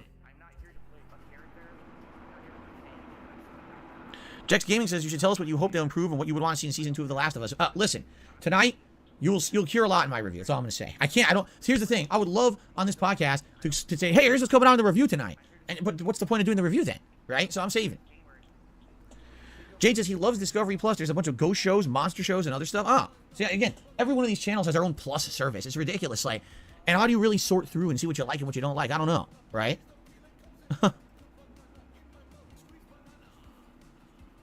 Airheads. Oh, God. I saw Airheads a bunch. Again, one of those movies that was on HBO. So because Airheads was on HBO, I saw it a million times. It's a terrible movie, by the way. No, it's the stupidest plot you ever heard. They hold up a radio station with a fake gun. They don't even have a real gun. And they basically take over a radio station. It's really stupid. Today you go straight to jail for life. Amplatory says Squid Game. I mean, maybe. I mean, Squid Game's hype is pretty dumb. Was it like 2 years old now? So I don't know if people would really care about me reviewing Squid Game. The Joker movie is like fucking 2 years old at least, Phil. Older than that, actually, I think. I think it's older than that, for fuck's sake. Watch the Michael Fassbender Assassin's Creed movie. I have seen it once, a long time ago. I actually don't remember it that well.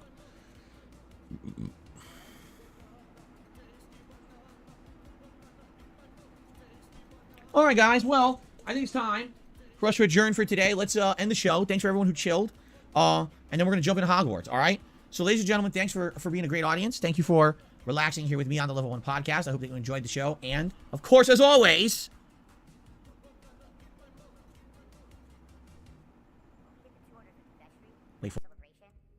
Let's get set up, but guys, I do need to Not going to fucking waste time on that fucking bullshit.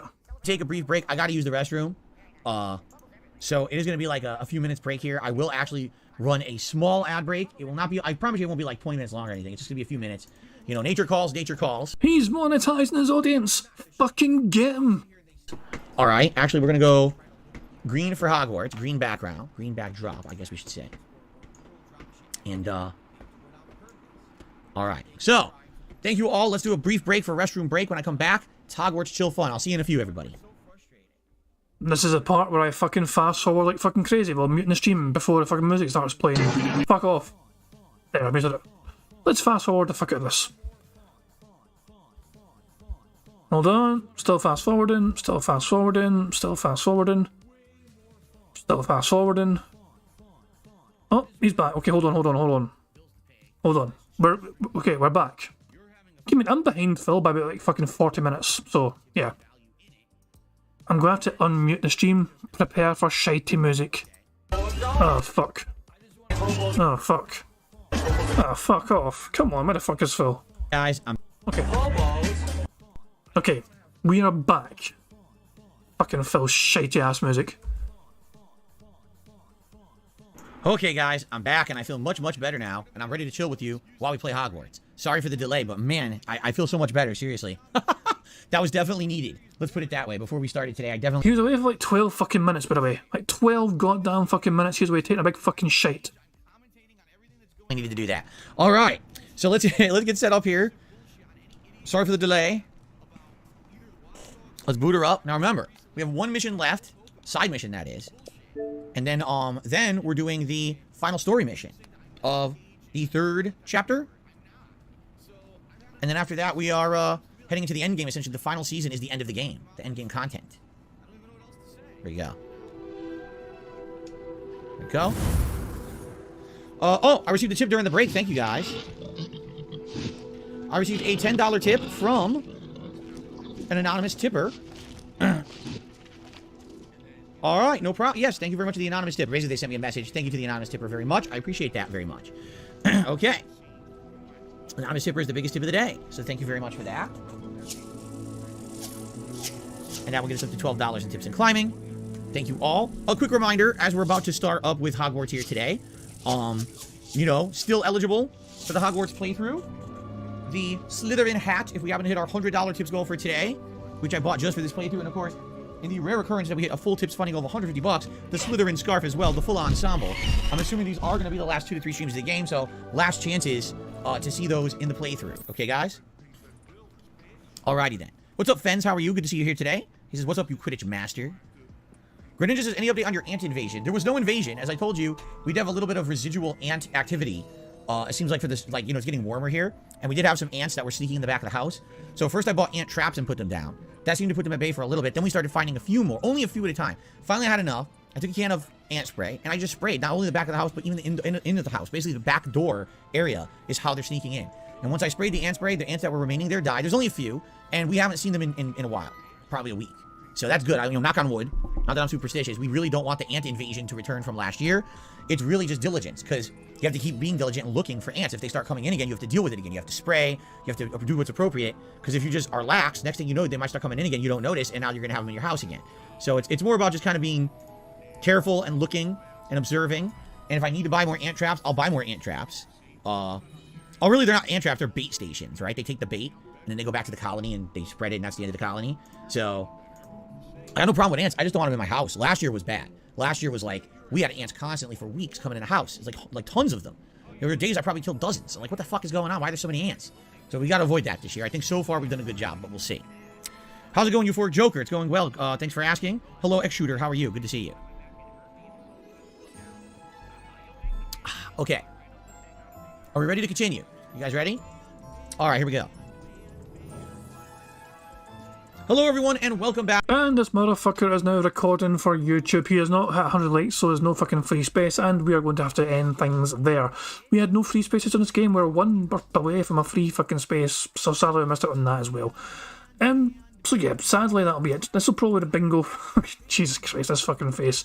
This will be the... Jeez, the eyes fucking make me laugh every fucking goddamn time. Bizarre. That'll be the thumbnail for tomorrow, for fuck's sake. But yeah. Guys, let's refresh the stream. Let's see how Phil's doing. He is currently at $12. Let's refresh the stream and see how he's doing now. Well, you're constantly using a pickup truck. I don't see the purpose of it. You know? 53 buckaroos for Phil Burnell. So he gets to fucking put on his dumbass fucking glasses. Fan fucking dabby dozy for that. Let's just get rid of that fucking shit. We're out of there. We're fucking done with that. We're done with that. We're done with that. We're done with that. And we're done with that. So, guys, thank you very much for joining me for some DSP Bingo antics. I do hope you all enjoyed yourself. I hope you all had a good fucking time. And I'll be back tomorrow for some more robust bingo content. There's a final stream before Phil's big day off. And I will probably plan to do a small stream on Wednesday as well. Primarily to try and get some fucking unique card for the interview thing. I want to do something for it. It's a work in progress, and we'll see if we can come to an agreement of what should be on the card together. It's not going to be some sort of random card. We're going to just fucking come up and decide for ourselves what should be on the card and what goes on it. So, anyway, that's the thing for Wednesday. But we're only Monday, so fuck it. Enjoy the rest of your Monday. I do hope you all enjoyed yourselves and enjoy the rest. Enjoy the rest of your night. And I will see you tomorrow for some more bingo stuff. Until then, have a good one, guys. Thanks for being here. Peace out. On September 14th, a pre-authorized payment of $16.51 from PayPal.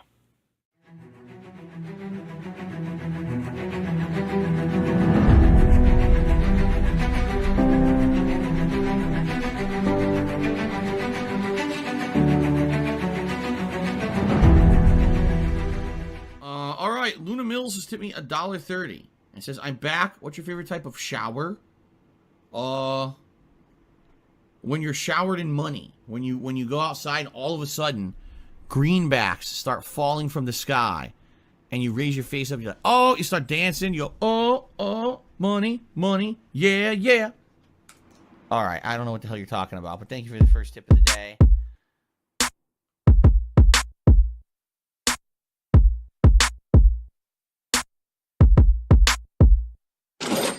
Money, yeah, money, oh, money, yeah, money, yeah, money, oh, money, yeah. These contributions are mandatory. Money, yeah, money, oh, money, yeah, money, yeah, money, oh, money, yeah. These contributions are mandatory.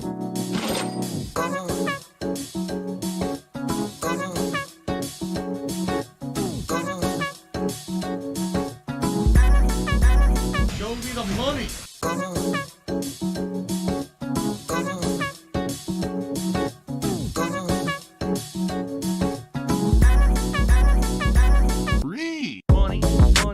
yeah, money, oh,